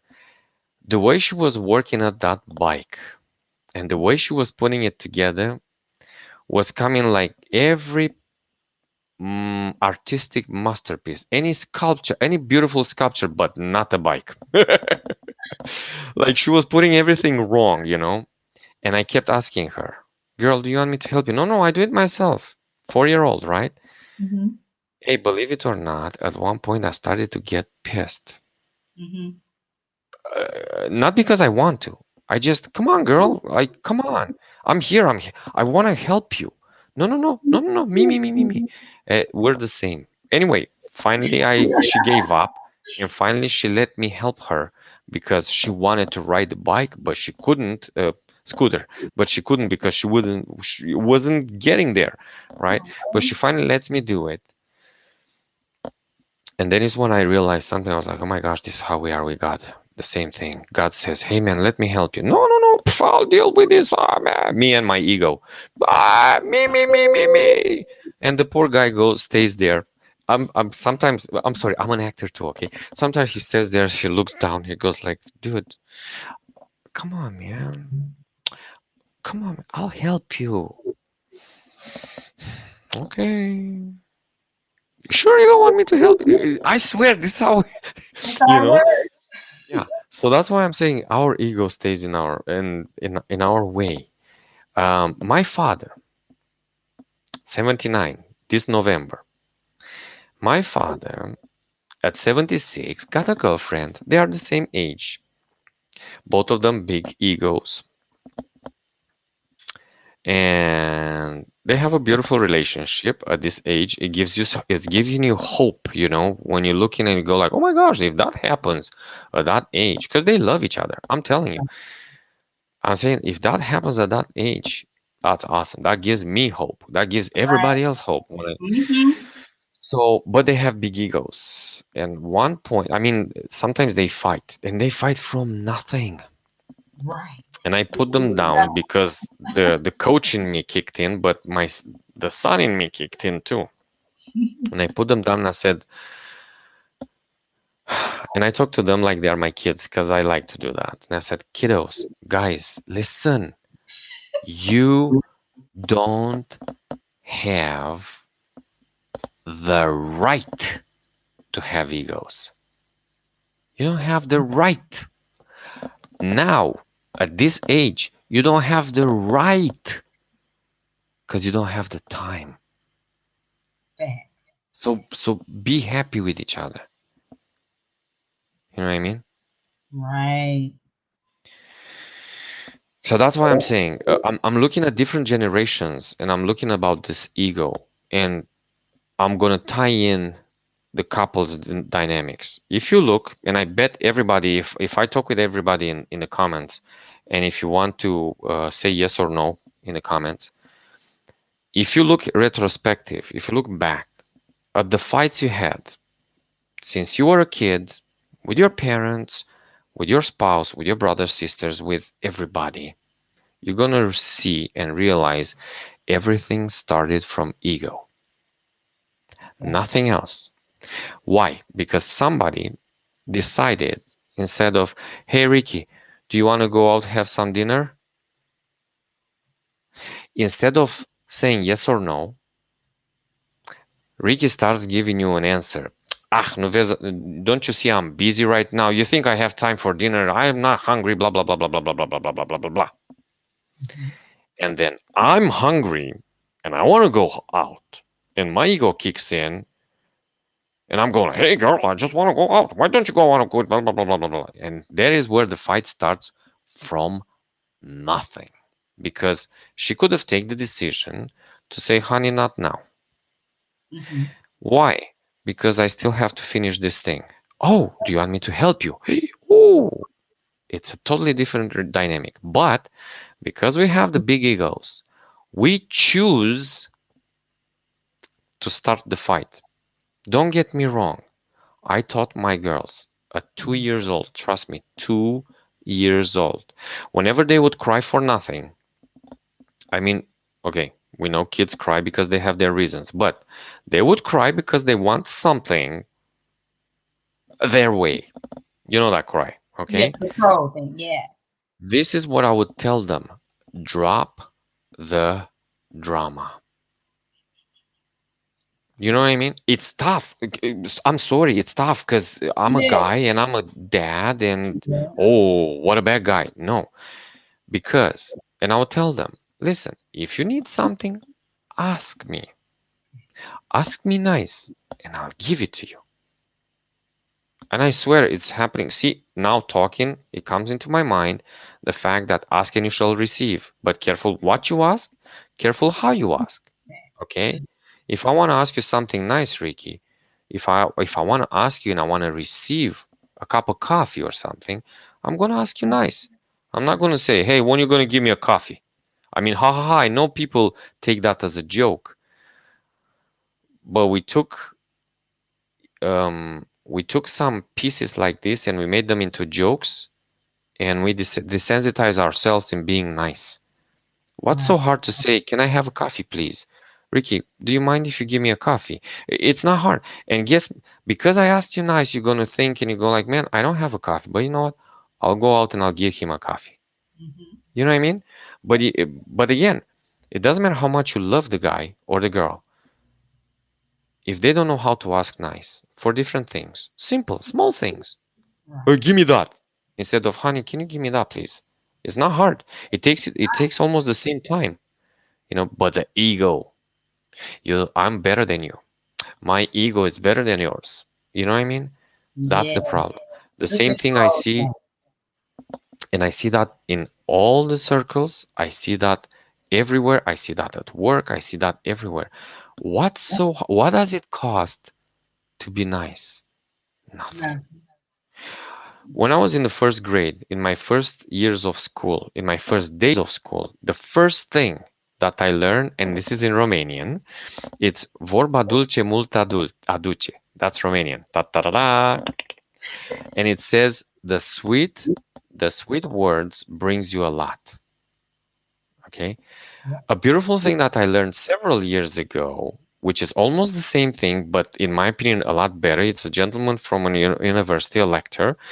Again, I'm sorry, I'm bad with names, and he said something like this that I loved.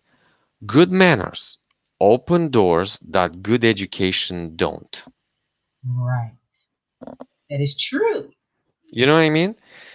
So that's why when I see people, and it saddens me. I cry inside when I see people with big egos. I'll give you an example. Here we go. Uh, Big egos. American Idol, The Voice, X Factor, all these big shows, right? It comes a guy or a girl on the stage. So who are you? Oh, I'm this guy and I'm singing and I'm good and I'm okay, come on. Sing. What are you gonna sing? Amazing Grace. Oh, perfect. Sing.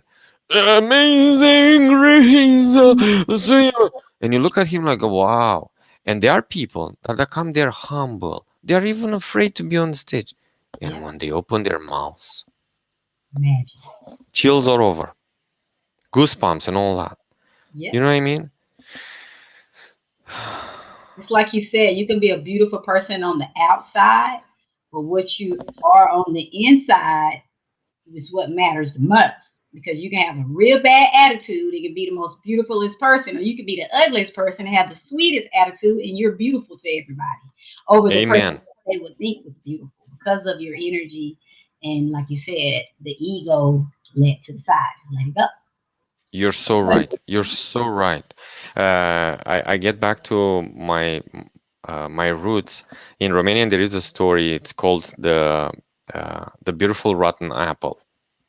You know, and it's about a princess that she was beautiful and everything, and she was just treating everybody bad. And at one point, I don't remember exactly, but one point she gets banished from the castle, and she gets Mhm. to be just a peasant, and she learns to be beautiful inside. It's a I love beautiful it. story. I It's a love beautiful story. That should be a good movie, you know, especially in the fantasy and everything, you know. Sorry, I see the ego plays a major role with the narcissist. Yes, yes, and that's the definition of a narcissist, the one that loves himself the most. But here's the thing, and it's a proven fact that we love ourselves the most. Okay, there is no other person that you love at the same level like you love yourself. And that would be my advice again. Love yourself the most. Because, again, it goes in the Bible, love your neighbor like you love yourself. There are so many people that they don't love themselves anymore. And that's why they don't know to love somebody else. That's why they don't know to be in a relationship. And so on so. That's what It's I not give wrong. advice on. Self love is key to others loving you because if they see you or you're loving yourself, you're gonna attract that energy. If you hate yourself, you're gonna attract that energy. So you Yeah, better get that's to for loving sure. yourself first and And, foremost. and And the thing is this, if you don't love yourself, uh, please don't get me wrong, it's just my thoughts, okay? You don't, once again, as I said, you don't have to believe me. But if you don't love yourself, how do you expect others to love you? Or not, if not love you, but at least respect you, Exactly. okay? That's why a lot of times, and I'm hitting long here, a home run. That's why a lot of times it's good to take a little break. What I'm saying, a break from the world in a sense of 5 minutes for yourself, period. To be you and love yourself. Love who you are. Close your eyes and remember who you are. Okay. Love yourself for who you are and what you do. Okay? And that's going to allow you to attract the people that would respect you and love you. A lot of times I'm saying because you don't love yourself, you become an easy target. That's why you have. Mm, okay, here we go. I'm sorry, but that's another saying. The entourage doesn't equal friends. Remember that, please, if you want to. The entourage is the group of losers that want to see you fail. The entourage is the group of losers that want to see you fail. The friends are the ones that build you, are the ones that support you, are the ones that they go out of their way to do something good for you.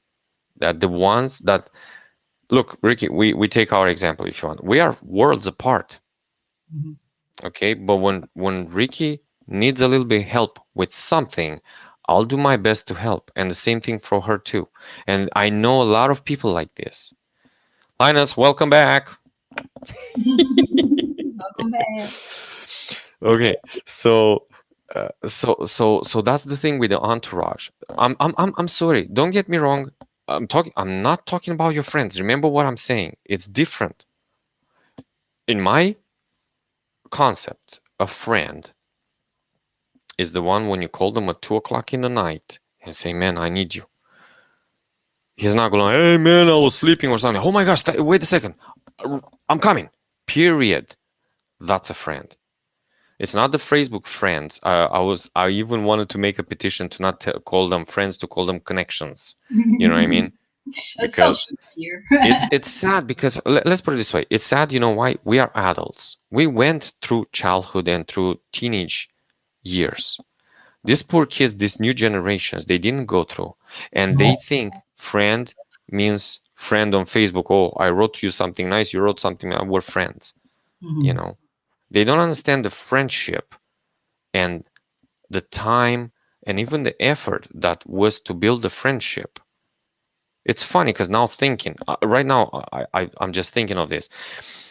Our childhood went through building relationship and friendships.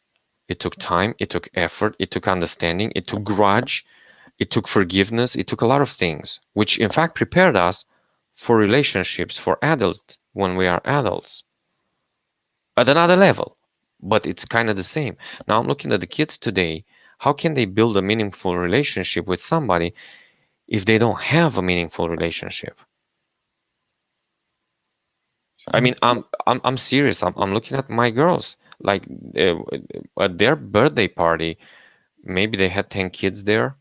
And even from those 10 kids, I watch them. I'm the guy that gets in. You know what I mean? I'm going in a party. I'm 4 years old with them. You know what I mean? If you Yeah. remember, and I'm going to tell you, you know the Trolls, the little movie, right? Mhm. The animation. Okay, hug time.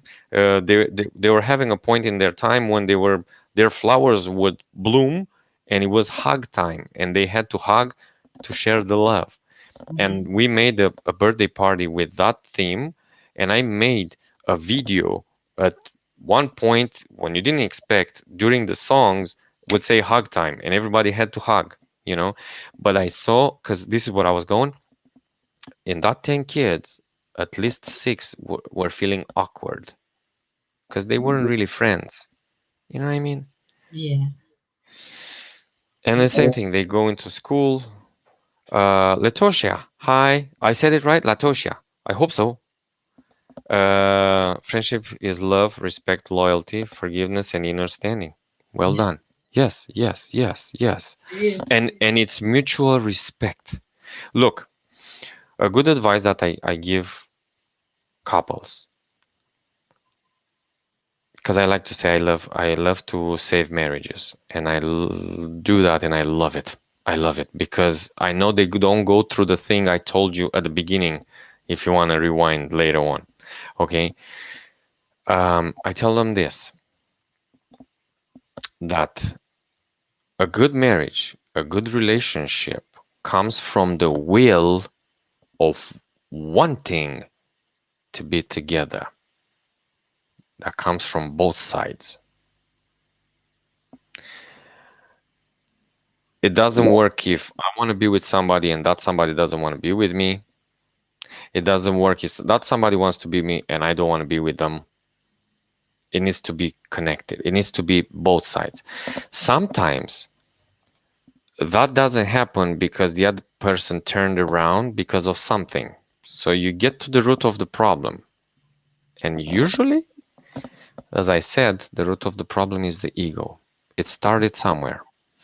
It's funny, and as I said earlier, funny means for me it's amazing, it's marvelous, it's creepy, it's all the words combined. Funny. It's funny the fact that my dad and his sister didn't talk for about 20 years Mm. after their mom died. And I asked my dad one day, I said, why you're not talking? And my dad said, I don't remember. Wow. Exactly. Exactly. It's the ego. Because it wasn't the real reason. That's my point. It was the ego. It's the way they reacted to something that the other one said. Here, free advice. I know free advice. It's how do they say it? Free advice is not good or something. Yeah, yeah. But I'll tell you just this. We'll call it a Jew. If you want, practice this with whoever you want because it's really good in relationships. Okay. When somebody, Latosha, I saw that. One second, I'm coming to that. If somebody said something, Ricky, I'm taking you as an example, okay? Do you mind? Sure. So let's say Ricky says something to me, and I take it the wrong way because maybe I wasn't feeling good, I wasn't in the mood, something. Okay. So instead of jumping at her, right, because I thought she said something, I give her a second chance. And I said, sorry, what did you mean? And that moment, it prompts her to do two things. Or she's saying the same thing with another words. She's rephrasing that, okay, because she understood that I didn't understand the meaning of it, or she repeats it and I understand she really meant it. And then I have the right to react. Mm-hmm. You know what I mean? But the thing is, because we are reactive, we get there. We need to do something to the other person. You know what I mean? No, we need to give them the second chance. You give them the second chance. You tell them, listen, what did you mean? And then she realizes, oh, wait a second. No, no, I didn't mean that. I had so many cases. For me, English is my second language. Okay. Mm-hmm. For me, I do like, and maybe you understand, you saw that I like to talk in detail. I like when I say, Ricky, can you please put your index finger from the left hand on the green chakra from your left? You know what I mean? And then she knows. She knows exactly what to do. You know what I mean? That's my point. We because we are because okay, a big thing that separates us from the animals, and it's funny because animals communicate too. We have language. Animals have language, but it's limited or we don't understand it. But we have language. And we forget because we have language, we forget, we think that once I say something, the other person understands no matter what. Okay? And that is where it's wrong because we think the person understood. And after that, we come and we say, wait a second, I told you that. Yeah, but I didn't understand what you said. Why? And then if it is to dissect the little scene, because I'm a filmmaker, so haha. So if it is to dissect the dialogue in that little scene, you're gonna realize that in fact it started from the beginning with one line that in fact wasn't understood by anybody. But the person that said the line thought that everybody understood. And then he gets frustrated. The other guys get frustrated because they don't understand miscommunication from nothing. That's why I learned when you say something, sorry, what did you mean? Period. That's it. Of course, on a tone, on a nice tone. Sorry, what did you mean? Okay, on a nose tone. So, what did you mean? Right? It's important, the tone too. I explain to a lot of people the same thing. Is the tone how you talk, right? If you worked in a call center, or if you worked in sales or in customer service or anything, to diffuse to stop the escalation of a case, you have to lower your voice and find another rhythm for the person to mirror you so they can calm down. Why don't we do that in relationships? Right? Because now if we all think back, we remember a fight that even us we started, and now thinking back, I'm sorry, we're thinking, man, I was stupid. Yeah. You know what I mean? And that's because of ego. A three little word, ego. Exactly. Yeah, you know. Excuse getting out of control. Ego. Yeah. So we were talking about the narcissists, right? They love themselves. The only problem, because I was saying, yes, it's not wrong to love yourself. It's good to love yourself because when you love yourself, when you're comfortable with yourself and you love yourself, your person, then you love the other ones. You know what's beautiful? When you love yourself, people see that and people want that too. Right. You know? Exactly how you see somebody down the road with a Bentley or I don't know what, a Corvette or something, and you think, I would like that too. Hey, think of that the same thing, you know. Right. I learned so about the narcissist. So the problem with narcissists, they love themselves. Wait, because I'm trying to phrase it the right way. Um, when they love themselves, others hurt. That's the in it just it flew out of my mind the word. But you know what I mean. Maybe somebody helps me in the comments or with the word. So uh, Hurt people them hurt that people. yeah, but they love themselves and they put down other people when they Yeah. love themselves, right? When I learned something beautiful, and I'm telling you, yes, they don't care. You're right. Yeah, and they are toxic, right? Right. Oh, sorry. You've been in a toxic relationship with one. Yes. I understand you. I hope you learned something because here's another thing. If you ever heard about Dexter Yeager, he was the gentleman that started Amway. Okay, Mhm. and I learned something really good from him. And he said this: drop the experience, keep the lesson. Okay, so you keep the lesson and you drop the experience. Okay, because the experience wasn't good, but you know the lesson and you know the red flags. You know what you're looking for. You know what to attract. You know to be something else to get to something better because you don't want to do the same thing, right? I'm talking to Michelle. You don't want to do the same thing. Um, so you're gonna learn step by step how to recognize a narcissist. Okay, and I'm telling you, don't blame yourself because we don't have how to know an obstacle in our life if we never met that obstacle before, even if others tell us. So true. Okay, so all you have to do is just learn. Okay, here we go. When people say meditate, a lot of people think of all that. No, meditate means stop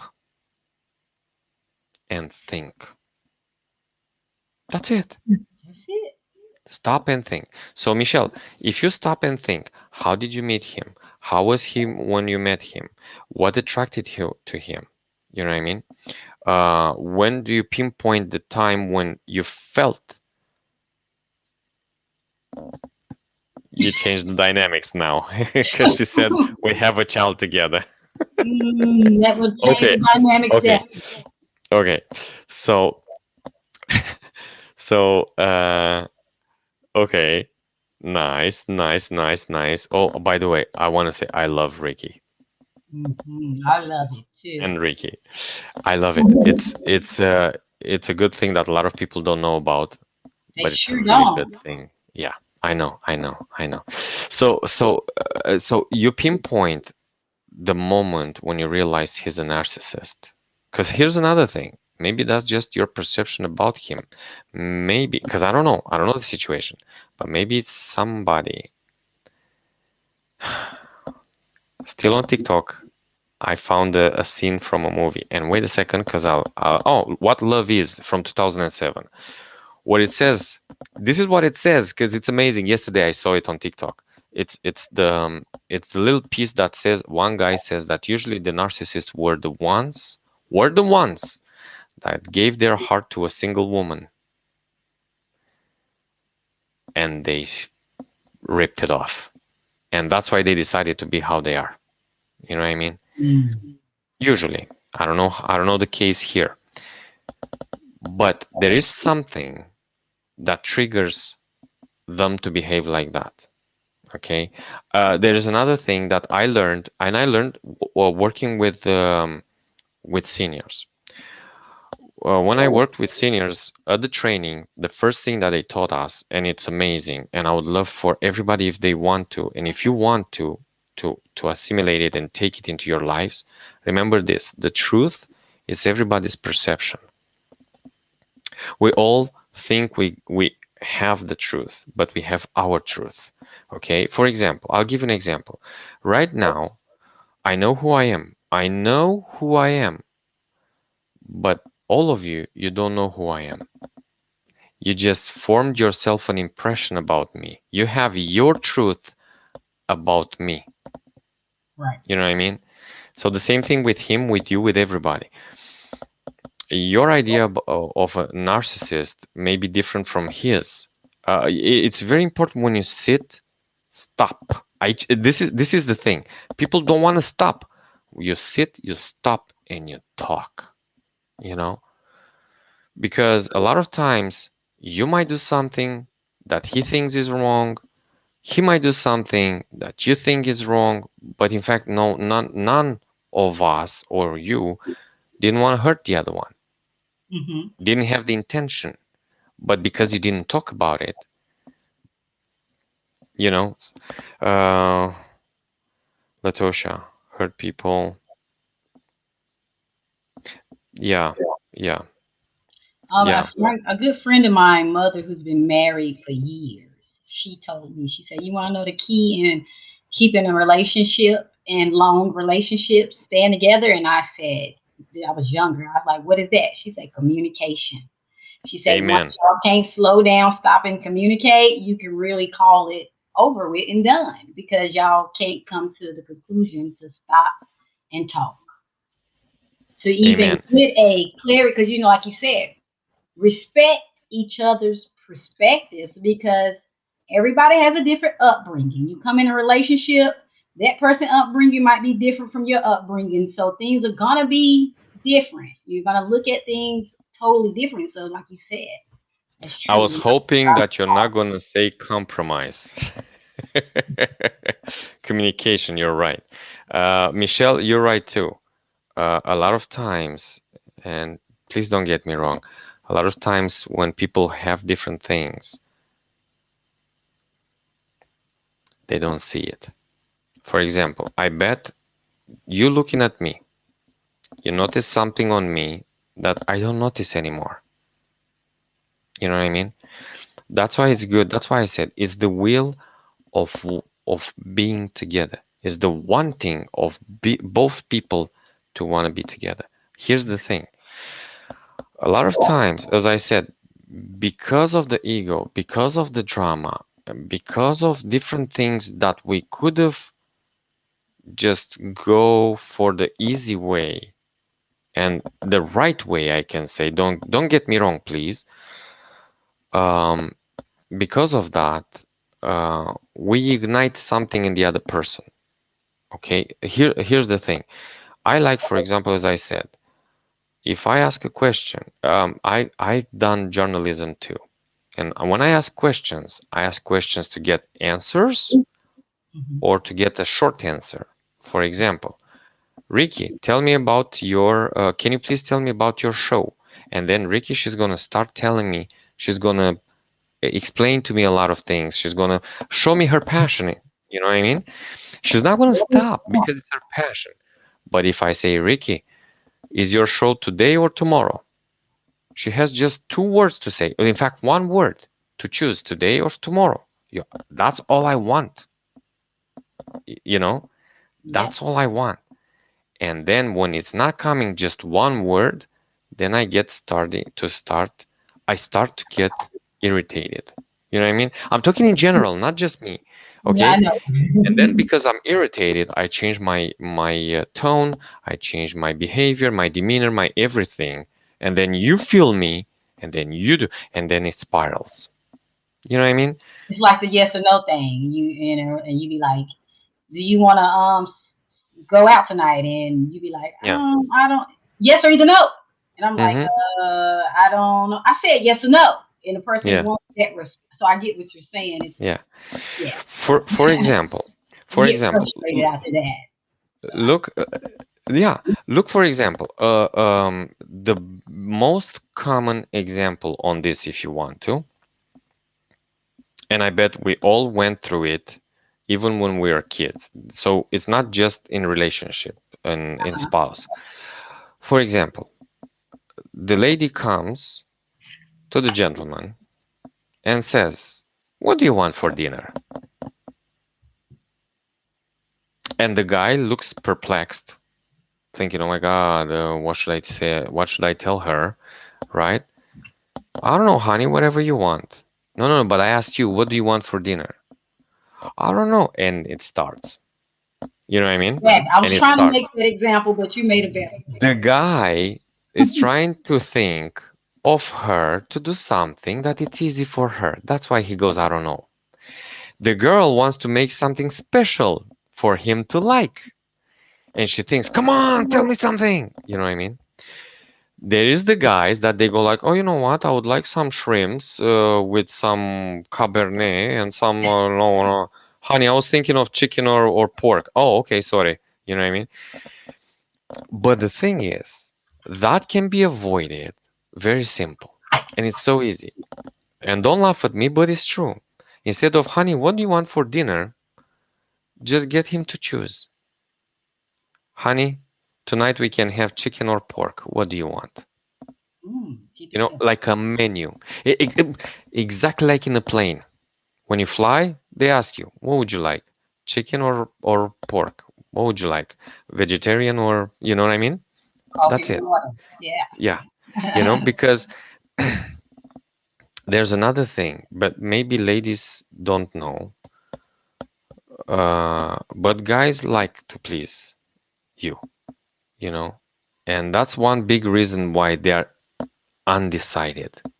And they leave it up to us. It's true. It's true. It's true. I learned.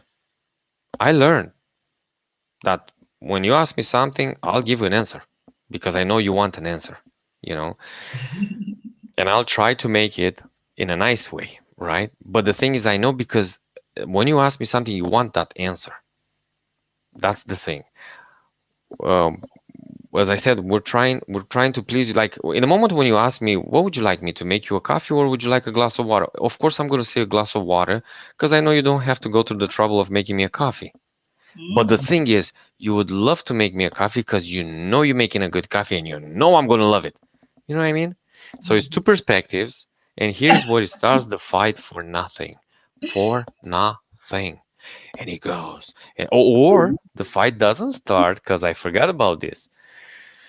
So he goes like, okay, honey, whatever you want. And she goes, and there is what it grows, and it grows, and it grows, and he forgets about it.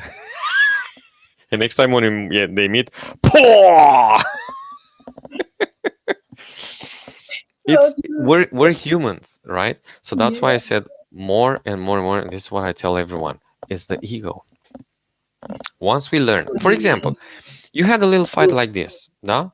Okay, you had a little fight like this. If you acknowledge the fight and how it started, and if you go like, you know what should we do here so we don't fight on this anymore? Honey, instead of coming to me and ask me what do I want, just tell me what you can do. Right. Oh, okay, cool. You know what I mean? And it's simple. Then next time, I swear, this is what I do to my spouse, right? I'm engaged. Thank you. Congratulations. Thank you. But what I do exactly this. I try to find new ways to not get in conflict. To be honest, I'm 45. I know I'm growing old. Oh, sorry, it's on this side. I know I'm growing old, and I know I want to spend my time good. Well, you know what I mean? So I'm going to try to avoid all the conflicts, but doesn't mean I'm going to run from the conflicts. It Hmm. means I'm going to find ways to not get in the conflicts anymore. Thank you, thank you, thank you. I just read the comments. And Please, Queen, ask me. Would you like Ricky? Would you like to do a Q&A session? yes, we're gonna have to.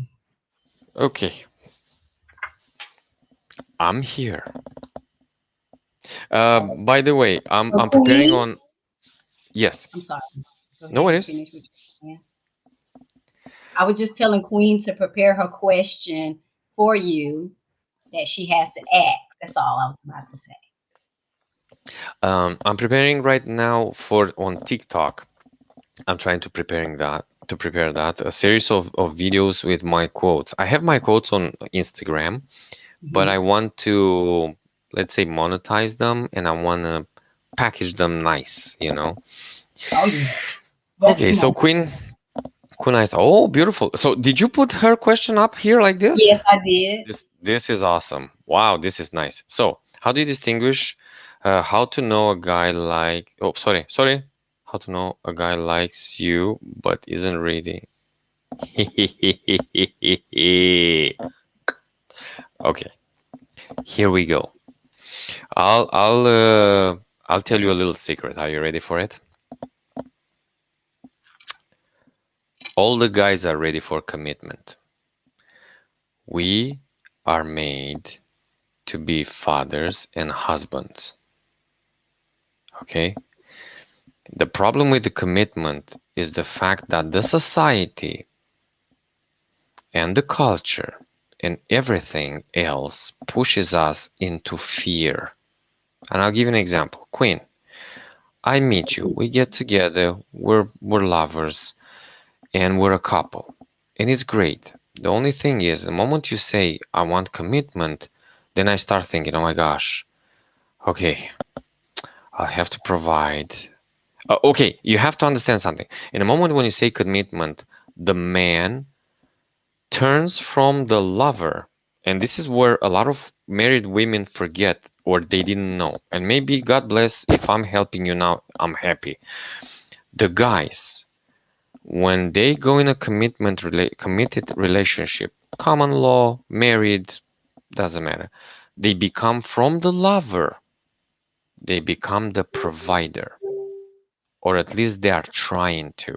That's why maybe, ladies, maybe you know guys, or maybe you've been with guys that at one point in their life they burned out of work. I've been there. Mm. And you burn out because you're trying to do your best to make sure everything is on the floating line at least. So that's why guys are afraid of commitment.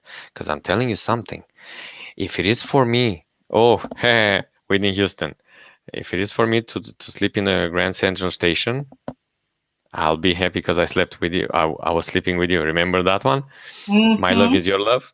Okay, but if it is for me to sleep on a cardboard box in a Grand Central Station,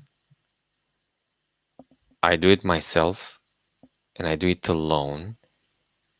And I'm happy because I didn't drag you there. Because how should I put it? I'm not responsible for you. You know what I mean? If I wanna, if I don't have what to eat a full week, I'm okay with that. I'll starve a full week. But because I have you, because I have family, I'll work myself to death to make sure everybody's okay. And that's where the problems start. There are a lot of women that they don't understand that. There are a lot Mm. of women that they don't understand. Okay, it's not the 50s, 40s, 30s when the guy was coming home. Hey, the soup is not on the table. Oh, okay, A lot of stuff like that. women that they don't Okay, understand. so not like that. But most of the women don't understand that the guy transforms, and Mm. it's not because it's not because he's a bad guy because oh my gosh he's a totally different guy. No, no, he's trying. He's following his code exactly how women are coded to be mothers, guys are coded to be providers. It's that simple. You know what I mean? So that's the thing. Now, if, for example, Queen, if I would tell you and him, wait a second, because I saw something. I met my future husband and I know he is my husband. So how do I be patient? It's beautiful. Can I ask you something if you don't mind?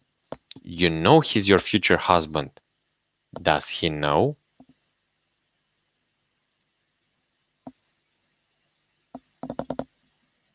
Okay. So I so get what so you he, mean when you ask, do he know? yeah, okay. So here's the thing. If I tell you Queen and I tell him, "Hey guys, listen. 10 years from now, both of you get $10,000 a month. No questions asked.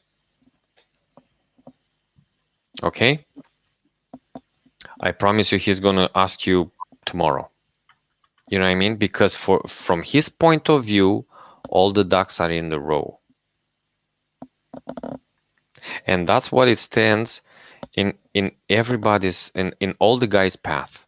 You know, a lot of guys are trying to make a good living so they can provide. Mm-hmm. Okay. Yes, they are the ego ones, the selfish ones, but the selfish ones usually are the hurt ones. That's what happened. Okay, and that they had a big ego to not understand that they have to let to live the experience and just take the lesson. Okay, because don't get me wrong, after 13 years of marriage, right? Am I entitled to say, all the women are the same? I don't want to marry anybody. Right? Am I entitled to do that? Yes, I'm entitled because it happened to me. But am I smart enough to not do that? Yes. Okay, that's the thing, right? So about you two guys, I would love to receive pictures from your wedding. Okay, just please remember that. And ladies, if you want to, whenever how should I put it? Trust me, I had so many ladies that asked me, where's the guy from the beginning? I want the guy from the beginning. I want the lover. He became the provider. If he doesn't provide, at least he's trying. Now, there's another thing. We know all there's another type. That's their problem. And you better smell that and make sure you don't stay there, right? But we're talking about good relationships, okay? So that's what's happening, you know. You said, how do I distinguish that? Well, it's from the intentions, right? Right. It's I had a test that I promised I'm gonna do it with my girls, Mm-hmm. because for them to know who really loves them. And I said it's a simple test. Is the three doors, okay? If he really loves you, he needs to open your door three times in a row.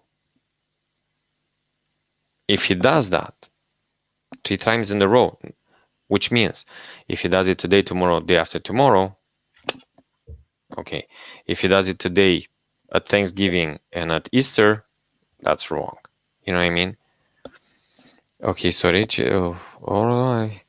I need a life coach to find that one. Still single. Okay, I gotcha. So he Sometimes it doesn't know requires it yet. engagement. Sometimes it requires, it takes time. Sometimes, Yeah, especially yeah, when you know the red, what they call them today, the red flag. yeah. So Latosha, no worries. You're gonna find him because I love what my mom used to say. Who's you? Wait a second. I'm trying to translate from Romanian. Who's yours? It's put aside. Okay. So no worries. Now, there's another thing. What's happening with us, with our culture, and with our society is that everybody thinks that you should be in a certain bracket of age for everything, like school, marriage, kids. No, no, no. You're unique. You have your own life, and you live your life. I can say it how it's destined to you, but you live it how your life is, when your life is. Okay, I learned it on my own. The same thing. I thought I'm gonna be married with kids and all that. Look at me. No. What should I do? I cannot change anything. Okay, you move forward and you continue with your life. Okay, so the same thing. No worries. There's another beautiful thing that me personally I like, and I know somebody said something about continuous learning. The more you invest in yourself, the more value you put in yourself, and the more value you put in yourself, the more you attract another kind of person. Question, ladies, if you don't mind, where would you like to meet the guy of your dreams or the guy of your life? In a club or in a library?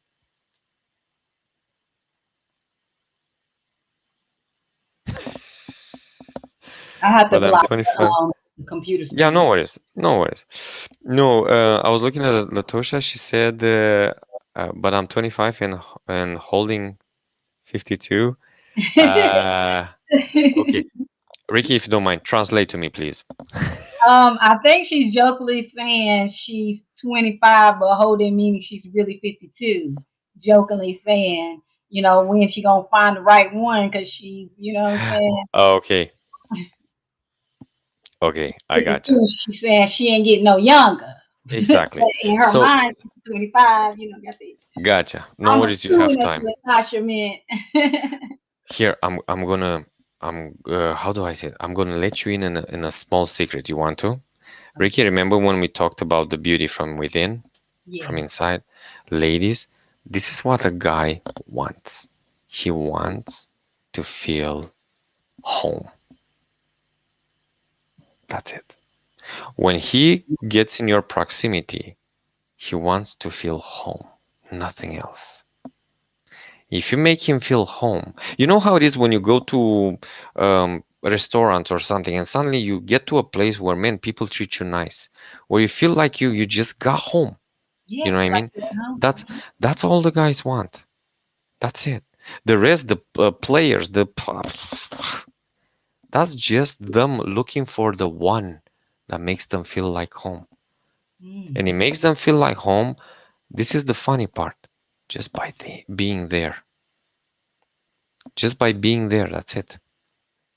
You know what I mean? So that's why I'm saying,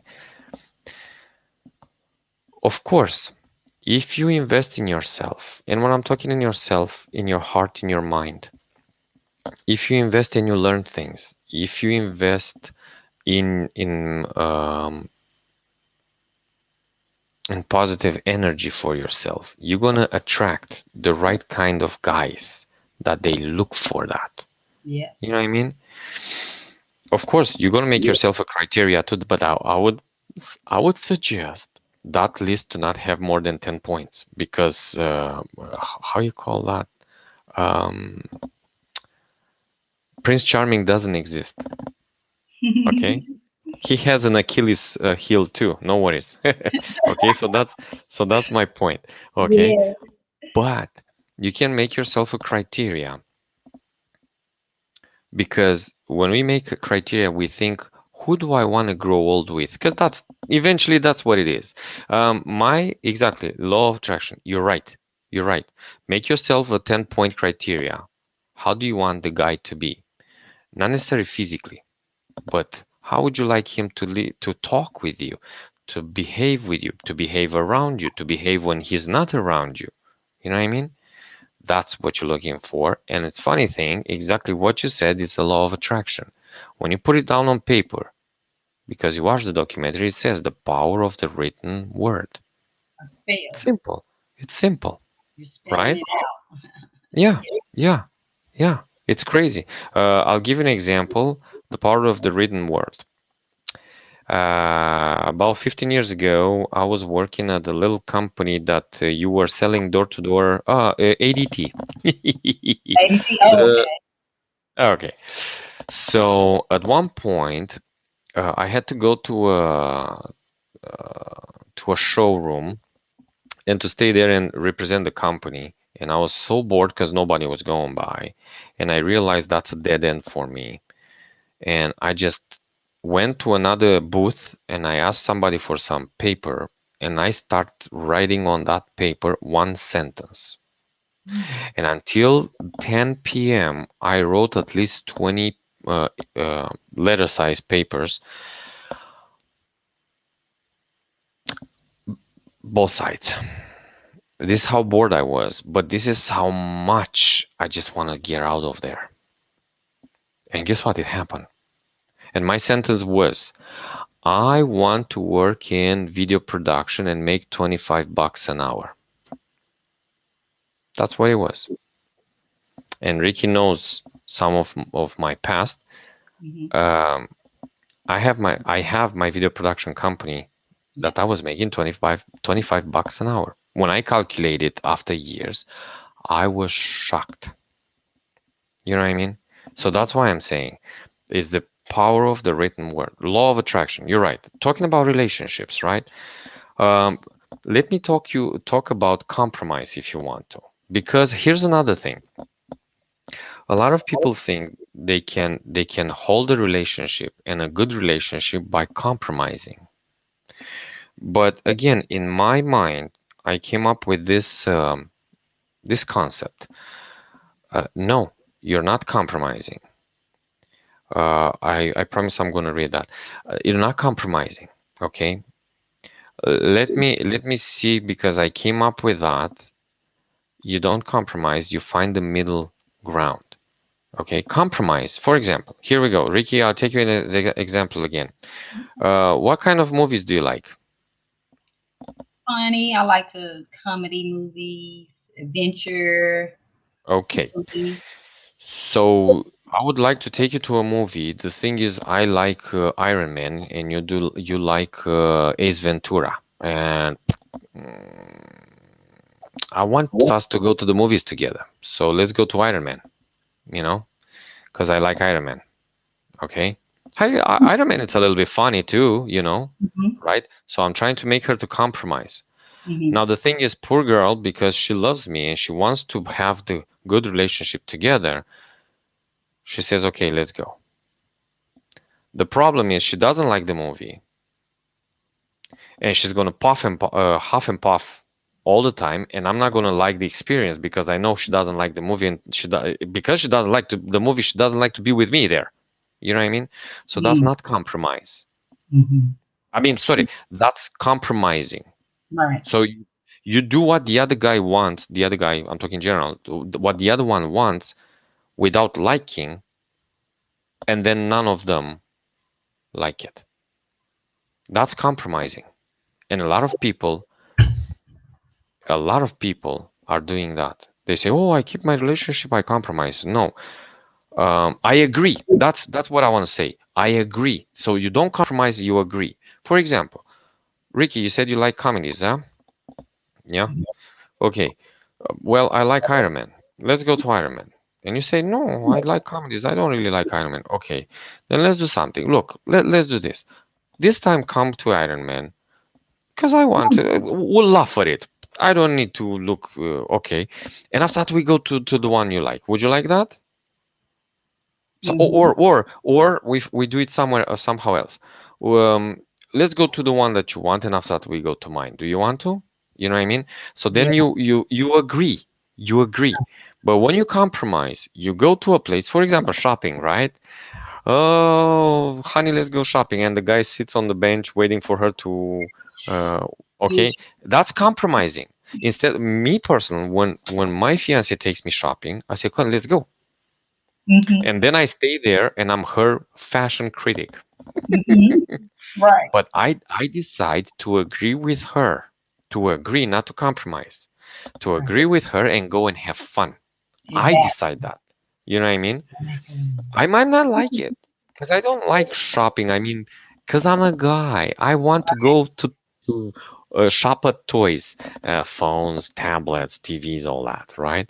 Hmm. But I agree to go with her. I don't compromise. Compromising means I go there, but I don't like it. No, I force myself a little bit to like it, but guess what? Because I'm with her, because I'm laughing with her, I'm feeling good, and guess what? We both feel good. And Right. guess what? Next time she's gonna do it for me. You know what I Exactly. mean? Hmm. So that's why I'm saying, please don't compromise. I have a saying, but I don't know exactly how I said it, but I said the compromise, I think compromise is the beginning of submission. Yeah. So you're You know what I mean? compromising, for example, and you don't like your partner's mother, but you're trying to compromise and go to that event with them, even though you don't want to. Then you get there, and the mother and you get into it because you didn't want to be there, and your energy already rejecting it, and so on. So I get what you mean when you Yeah, say compromise part. yeah, So yeah. true. You end up destroying the whole energy. But if you say, okay, we can go to my mother's this week, and then we'll go to your mother's, how Yeah. about that? Not know this is what it's gonna be, and that's it. You gotta And balance. I here, would call that balancing it. yeah, I'm telling you, it's agreeing, the Yes, agreement.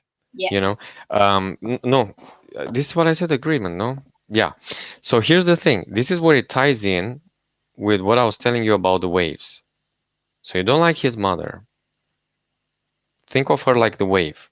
Right. So instead of running off her, you run towards her. Exactly. You know what I mean? Right. I know it's hard because we are people with ego, right? Mhm. But the thing is this, you run towards her. Even if you don't like it, you go say hello. Even if you don't like it, you go give her a hug. Even if you don't like it. And I'll tell you one thing, and I promise Latosha we're gonna get to yours, okay? Just 1 second. Um, here, I have a friend from Vietnam, and poor guy, wait a second, 'cause I'm trying to not be emotional. Poor guy, he came to me and he gave me a hug and he said he needs to go home. He needs to talk with his dad. But he's afraid because they hate each other 40 years already. And I said, why? They said, when I was a kid, he always beat me up. He always swear at me and everything. And I said, okay, can I tell you something? Because he knew what I'm doing. So can I tell you something? Sure, man, I'll listen to anything. And I said, exactly what I told you, the same thing. Do you know your father when he was 20? No. Do you know your father when he was? No. I said, so that means you don't know what kind of childhood he had, right? Right. I said, look, now that you go home and you decided to go home, doesn't matter what he does, go give him a hug and tell him that you don't let him go until he hugs you back. I said, doesn't matter if he bites you, if he hits you, if it doesn't matter. And honestly, that was just a hint for me, right? I never gone through these kind of things. I'm sorry, this is how my mind works. That's why I said for me it's a talent and thank God for this. And the guy goes home and he sends me a picture with him and his father smiling. Oh. Look at my eyes. Look, I got teary. Oh. Um, because after 40 years, look, I got teary. After 40 years, he did that what I told him, and his dad said he his dad said that nobody hugged him in his life. Wow. Beautiful. So that I mean, look how simple it was. Sorry.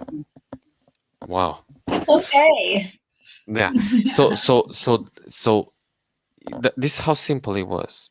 To be honest, for me, it was just a hinge. He could have gone and got beaten like hell, right? If you want to. But the thing is this, he hugged him. And he told me he resisted at the beginning until he realized what he's doing. And he said that he was hugging him and said, Dad, I love you. Dad, I love you. Dad, I'm not gonna let you go. I'm not gonna let you go. I love you. So Oh. yeah, and he sent me a picture with him and his dad smiling. So that showed me, and they were hugging, right? And that showed me, hi, Hello, sunshine. sunshine. S- so Welcome that so in. that showed me, welcome. So that showed me what a small thing can do to someone's life, Small and what small things can do when you step on your ego, when you take a step forward, when you go against the wave, when you just have courage to want to keep that relationship, you know. Whew, wait a second, because I got all It's okay. this. Okay, I'll Carry tell you on. something. You know how everybody, when they do a good job, they pat on their shoulders and they feel good because eventually this is what makes us feel good when we help. When we help with the job we do, when we help with the passion, the hobby, everything we do, right? Ricky, right now you're helping a lot of people. I know you know it, but I know you don't know the impact you're having. But I promise you're going to find out in a couple of years. So this is what's happening. We love to help. And this is what I draw my adrenaline. This is what makes us happy, in fact. There is a documentary, I think it's on Netflix too. It's called Happy. Please watch it to see what makes people happy. It's not money, it's not cars, it's not houses, it's not anything. It's Right. just helping other people. Okay. If you heard about Robert Kiyosaki, Robert Kiyosaki, Rich dad, Rich poor Dad Poor dad. Dad, right? I love the thing that he said, and I loved it. And he said simple: everybody hates the rich, cheap people. Usually, the poor, which I can include myself too, the poor think the rich are the bad guys, but nobody knows how much the rich are giving. It's funny because I watched um, something about the taxes. It was an interview on the streets on YouTube. If I find it, I'll send it to you. Where the guy was asking, "Do you know how much the rich are paying taxes?" Oh, they don't pay anything. They should pay more. They blah blah blah blah blah blah blah. Blah. You know what I mean? That rhetoric. And eventually, the guy shows that the rich pay a lot more than I can say us. You know Mm-hmm. what I mean? And everybody going like, "Oh, oh, yeah." And another thing that a lot of people don't understand is that the rich pay a lot more taxes indirectly. So if I have a company with 100,000 employees, all Mm-hmm. those employees pay taxes. From where do they get the money to pay taxes? From me. You know what I mean? Right. It's about Exactly. the concept and the culture and everything, right? That's why I said if we let the ego, life it's way better, you know? It So really yeah. is. But yeah, that's why I said Robert Kiyosaki was saying that, you know? Right. Rich dad, poor dad. Yeah, Buying a house with the intention to either be a liability or an asset. exactly. Exactly. The real estate, right? Mm-hmm. And most of us we And want life, because our bodies are real estate. yeah. So the thing is a lot of times when we get a better job, Paul, we want a better house, a better car, a better and everything. But exactly what you said, a lot of people don't understand that in fact is the proportion, right? A lot of people say, "Oh, I'll move to Thailand because I live there with $5 a day," right? Mm-hmm. But they don't understand in Thailand you make $100 a month. Mm-hmm. And the same thing. Oh, I want to move to I don't know, because oh no, why are you moving there? Because the house to rent is $10,000 a month. Yeah, but I'm making 400,000 a year, right? So it's all in the proportions. Let's see what Latosha said, if you don't mind. She Okay. was selfish, acting like that. Oh, sorry. Oh, perfect. You got it. Acting like that. You compromise for bro. Yes. Not just to go along. Yes, yes. And that's why I said, but here's the thing. A lot of people think that the definition of compromise is, oh, we come together and we compromise. No, usually somebody loses. That's the Right. problem. Right. Um, I'm sorry to say it. There is a guy that wrote The Art of the Deal. And The Art of the Deal, he was saying clearly, a good deal is where everybody wins. Mm-hmm. Okay? So, but that's not a compromise. Right. That's an agreement. See? It's again communication. It's again words. Thank God. I'll be honest. I like that English is my second language because I pay attention to every word and where it fits. And because of that, I'm really careful with my words as much as I can, you know? Awesome. Look, Loli has a question. Or Letitia did. Oh, sorry. Let's go to You Queen. said Did you I had a answer your question, question? Queen. You covered her question, and Beautiful. Lole asked about this question. Okay. How do you feel about having high standards in a partner? Okay. Can I please ask you simple and short to define the high standards? Me or her? Okay. No, her. Sorry, Loli. Okay, Lole. Okay, Okay. because why? I want to understand her definition of high standards because Right. in You're the not trying meantime, to change nobody, Latasha, in a yeah, relationship. Some people get into relationships trying to change and shape them to who they want them to be too. And that's the ego. Like, yes, yeah, you're yes. right, That's Latasha. another thing. Please understand, from a seed of an apple, you're not gonna get peaches, period. Okay? It's true. Okay. If you don't like apples, don't buy an apple, period. That's what it is. I'm sorry. Yeah. So, Loli, while you write that answer, I'll give you an example. I was about to give you an example about high standards. Ah, okay. I think she got it.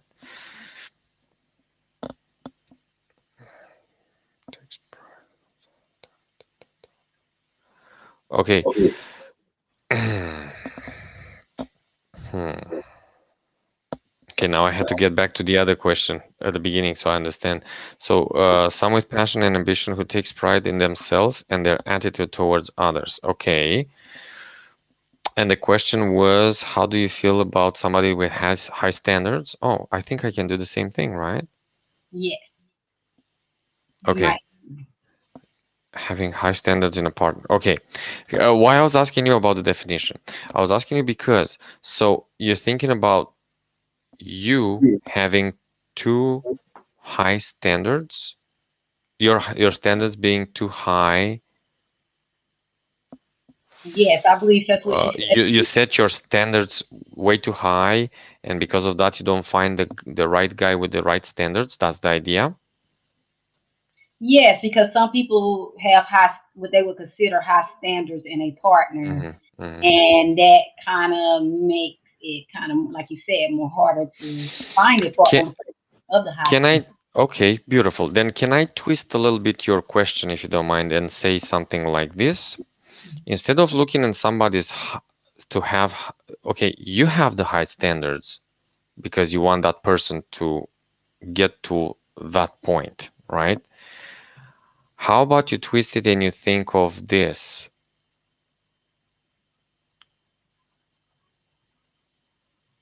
to find somebody that meets your needs, okay? Because I don't know how to put it.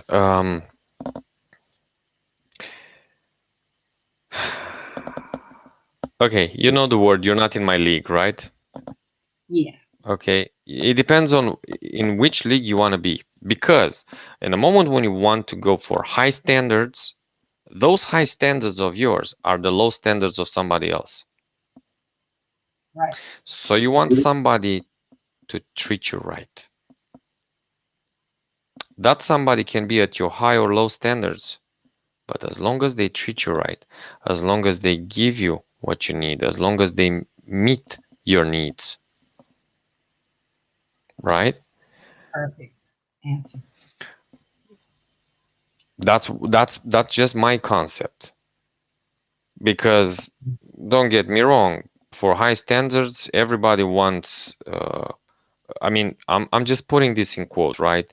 Barbie Ken, Harvard, Oxford, all that. Uh, to have big mansion, Corvette, Lamborghini, Ferrari, and all that. You know what I mean? Depends what you're thinking about the high standards. If we're talking about the person to respect themselves, to love Mhm. themselves, that's already high standards. You know what I mean? If you find somebody that loves themselves, not narcissistic way, but loves themselves, they are happy with who they are, and they are happy to be who they are with you, you got a guy. Am I right? True. Do you think a woman who cooks and do womanly things should are they seen to be a problem or not a blessing to a man?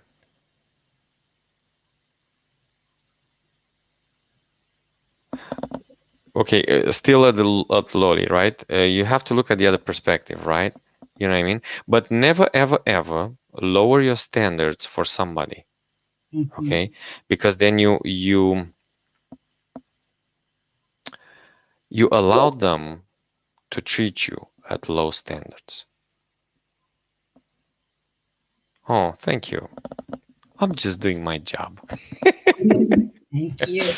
But I'm happy. Here's the thing. Find somebody that meets. Honestly, Ricky, you know how everybody says we're the missing piece of a big puzzle? Hmm. That's what it is. Find somebody that fits. Right. There's another thing.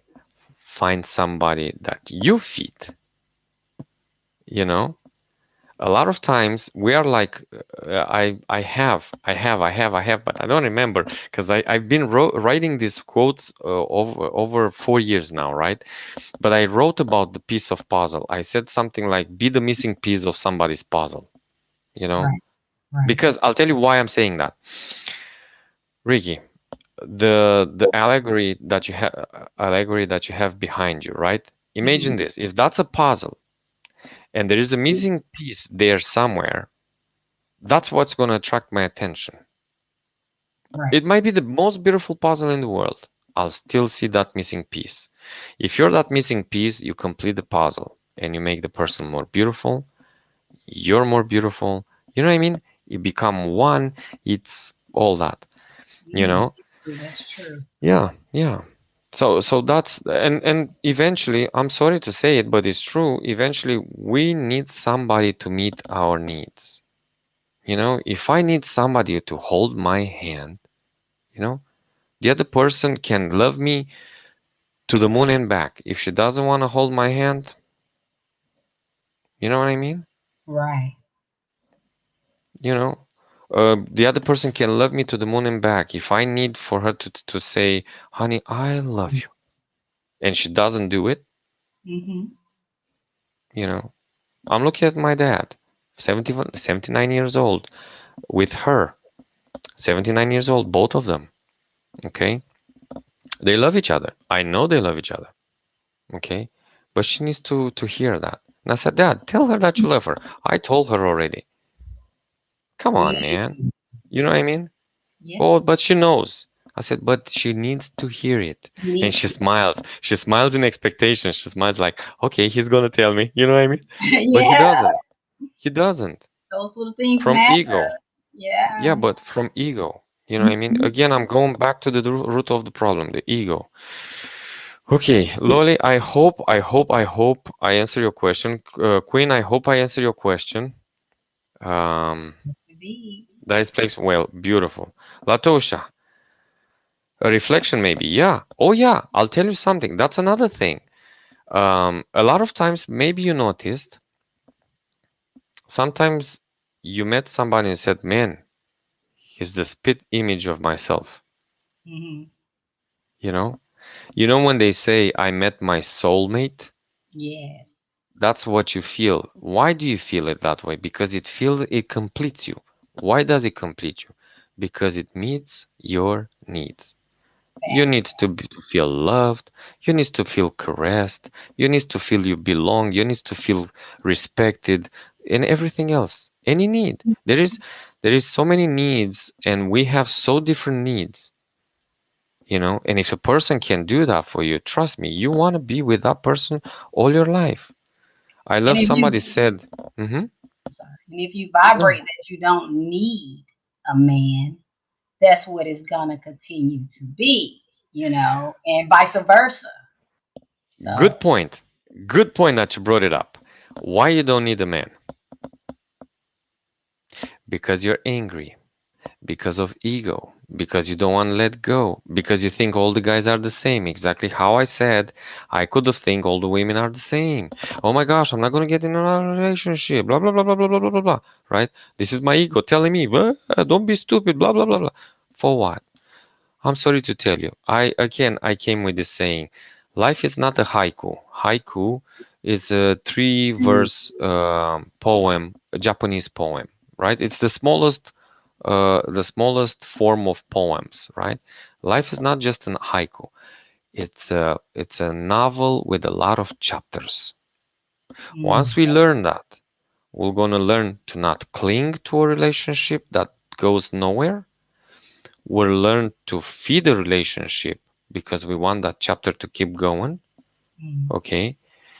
And again, we're gonna learn to not give in to the relationship in a toxic relationship. How somebody said, I'm sorry, I don't see the in a toxic relationship, just because you want to be in a relationship.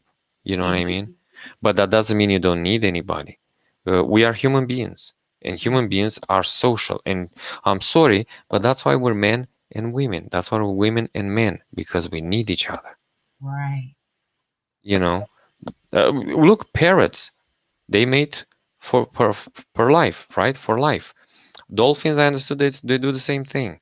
Mhm. Turtles, they do the same thing. You know what I mean? So they need each other. You know.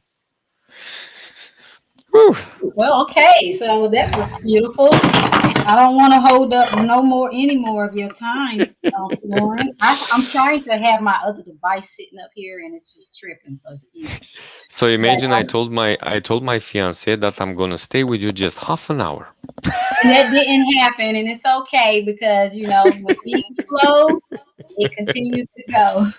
But It, I really do appreciate you so much for taking the time out to come here today and my huge share. pleasure. And Let's you answer guys, Latosha too. okay, You I want dropped to? his link to you guys for his Instagram, his book, and the Facebook and stuff, so y'all can follow him if y'all need services or anything, advice. Y'all will be able to find him down in the feed. It's gonna be my pleasure. It's gonna be my pleasure. Latosha had another question, and Who was I'll be it? gone. Okay, right here. This one right here, I believe. It's a little bit twisted, if you don't mind, from my Let from me my try to perspective. reiterate it. Do you think a woman who cooks and do womanly things should they see should or are they seen to be a problem and not a blessing to a man? So basically, she asking if a woman who likes to cook and do womanly things to him is that like a problem and not a blessing because they seem to run away when she does those kind of things. She's saying. It's If you been don't mind, praised. Latosha, I'm gonna ask some questions. Just answer yes or no, so we can get this. Oh, you're very welcome, Lolly. Thank you.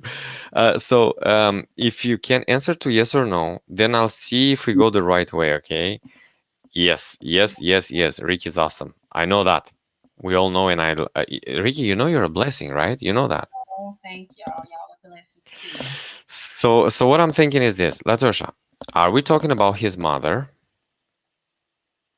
Her in general, like her providing, cooking for them.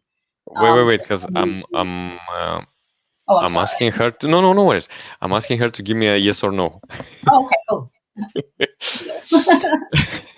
No worries, because that's why I said to go fast on this. So, are we talking about his mother? Is his mother, this is what we're talking about, a woman that cooks and does everything for him, like he does his laundry and all that, or are we talking about his spouse? Oh, okay, you being his spouse.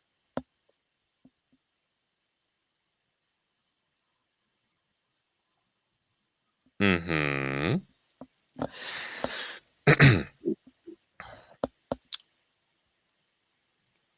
No. Okay. We're talking in general. We're talking about your who. You know what I mean? I understand it's you.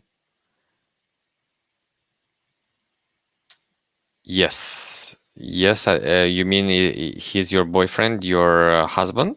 That's what we're talking about.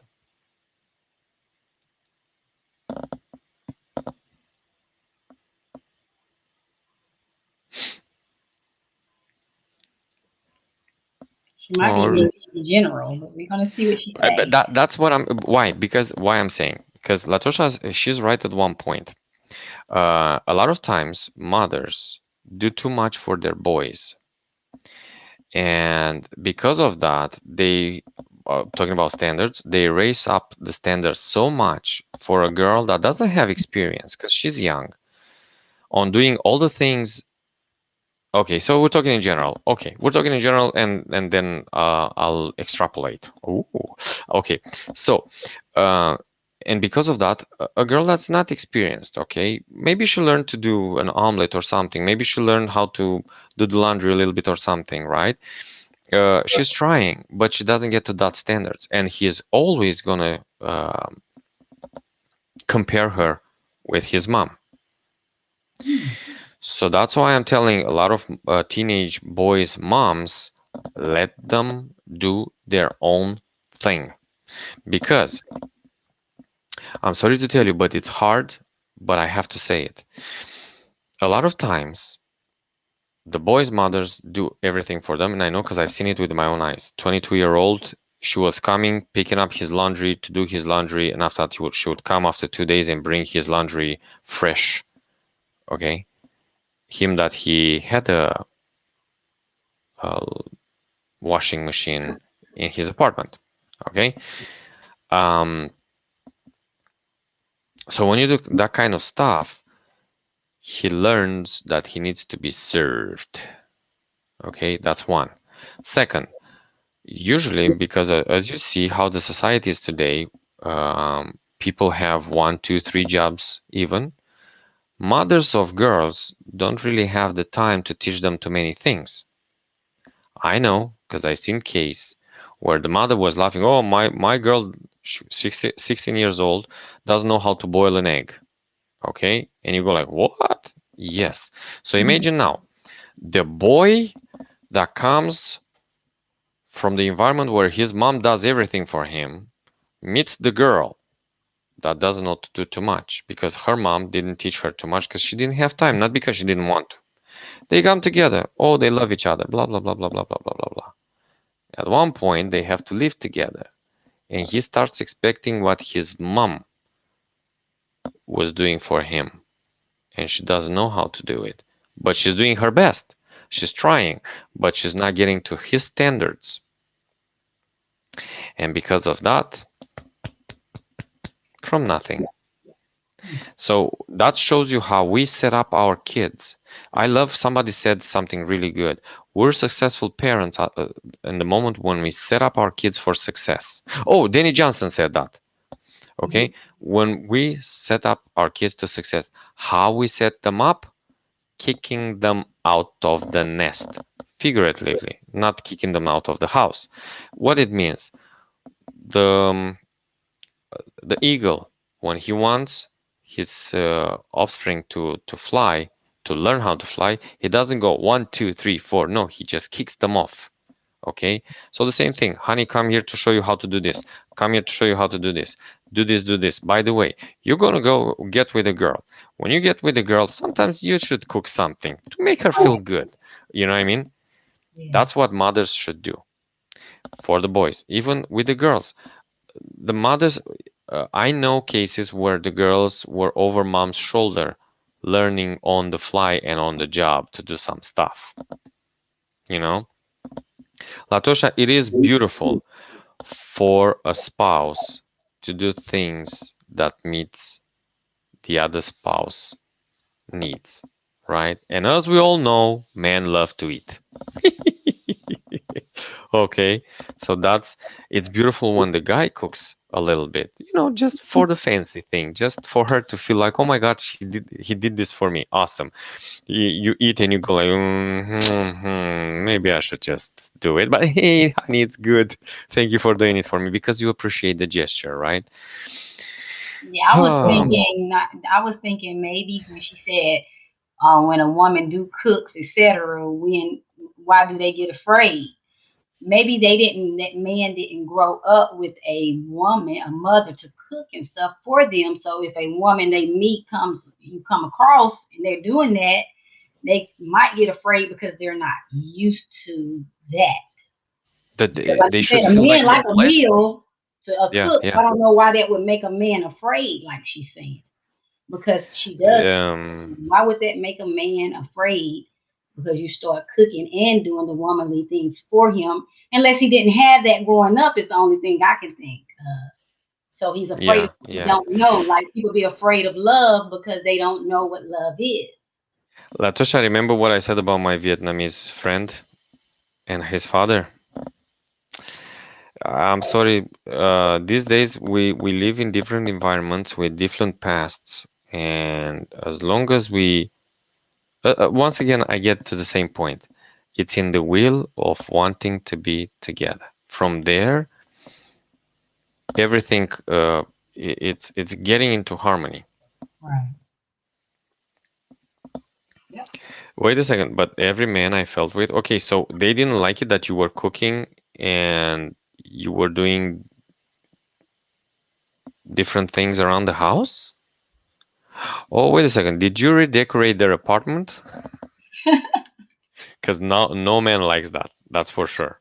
Mm, Okay. But no, I understand what you're saying. You're saying that um maybe they took it in the way that once you start doing those kind of things, they thought that you want commitment and you want long relationships and you scared them.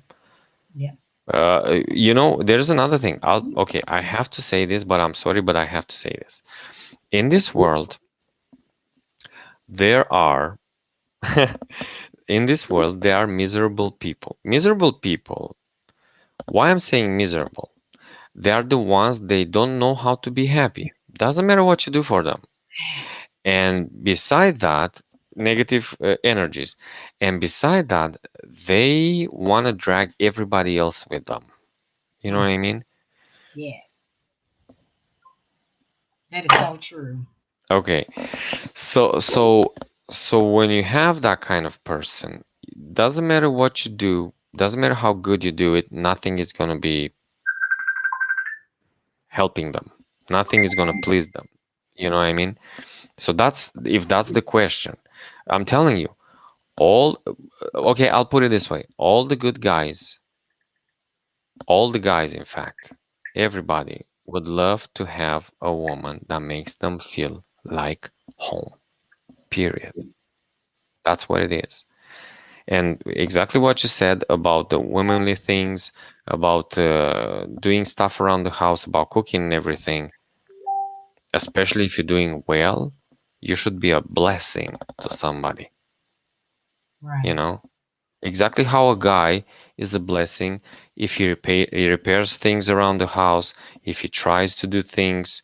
We're not perfect, but at least to have the intention and the ways to create things around the house and in the relationship. Did I answer the question? I don't know. Did you answer your question? It's funny that because I know a girl, one of my viewers came on here one day and she said she prepared a whole meal for her a partner and he didn't even show up to that night. So it's basically what you're saying. A person that's miserable or don't have the right intentions, like you said, can cause all those things to be. So you're right. She said, Yeah. well, I must have miserable man welcome tattoo on my forehead. Oh, no. Hmm. Okay. Okay, I understand. Okay, then Latosha, I have to say it. You're wonderful with what you do. You just have to change some things about yourself. And you know what I'm talking about. And invest in yourself so you don't attract this kind of guys anymore. And maybe, let me tell you this. Maybe you should let destiny find your guy. Okay? A lot of times we run after people missing the right person. Ooh, I Woo. have to write that down. Oh, yeah. Wait a You better write second. that down because I got to chill. we we run. Woo. That's a good one. Okay, perfect. Sorry. Don't get me wrong, but this is what happened. I have almost 600 quotes, and I'm trying to get to 1,001 to publish a book because each quote is going to have a chapter Beautiful. exactly from where it comes, each of them. And Latosha, please, please, please, I have a saying: walk tall, no matter how small you are. Okay, that's the thing. And as I said, exactly how we discussed here about the standards. If you meet some needs, make sure your needs are filled in too. Okay.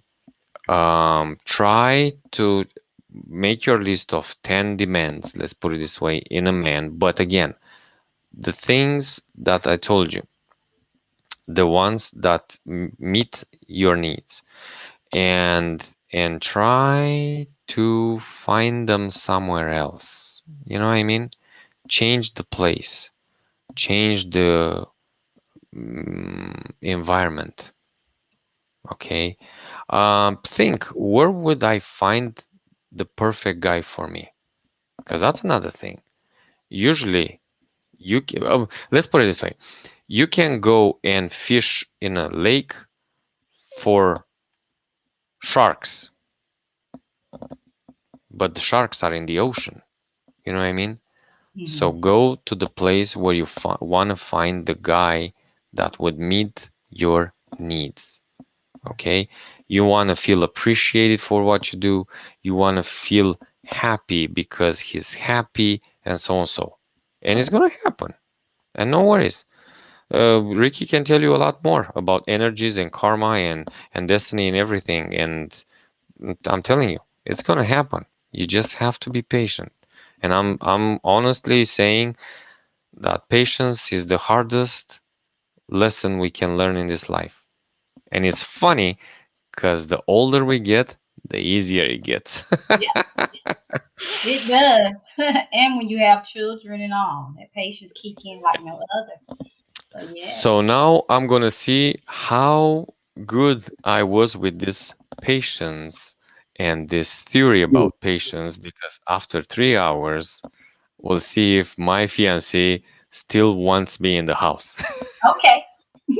I pray that your beautiful fiance will want you in the house. Thank you. As long as you don't think any otherwise and put that into the universe by thinking that she will not, then you're safe, okay? Amen. Tell her So we yeah, love her and send our love to your beautiful fiance. thank you so And much. I I promise I will. appreciate you again, and we will talk soon. I promise anytime you call me, I'll be here, okay? A Okay. pleasure. It's a Thank you so pleasure. much. Thank you. Bye, everyone. It was a pleasure, and for sure we're gonna see each other soon because hey, the world is small, you know. Exactly. Okay. Talk later. Bye. Appreciate you dearly.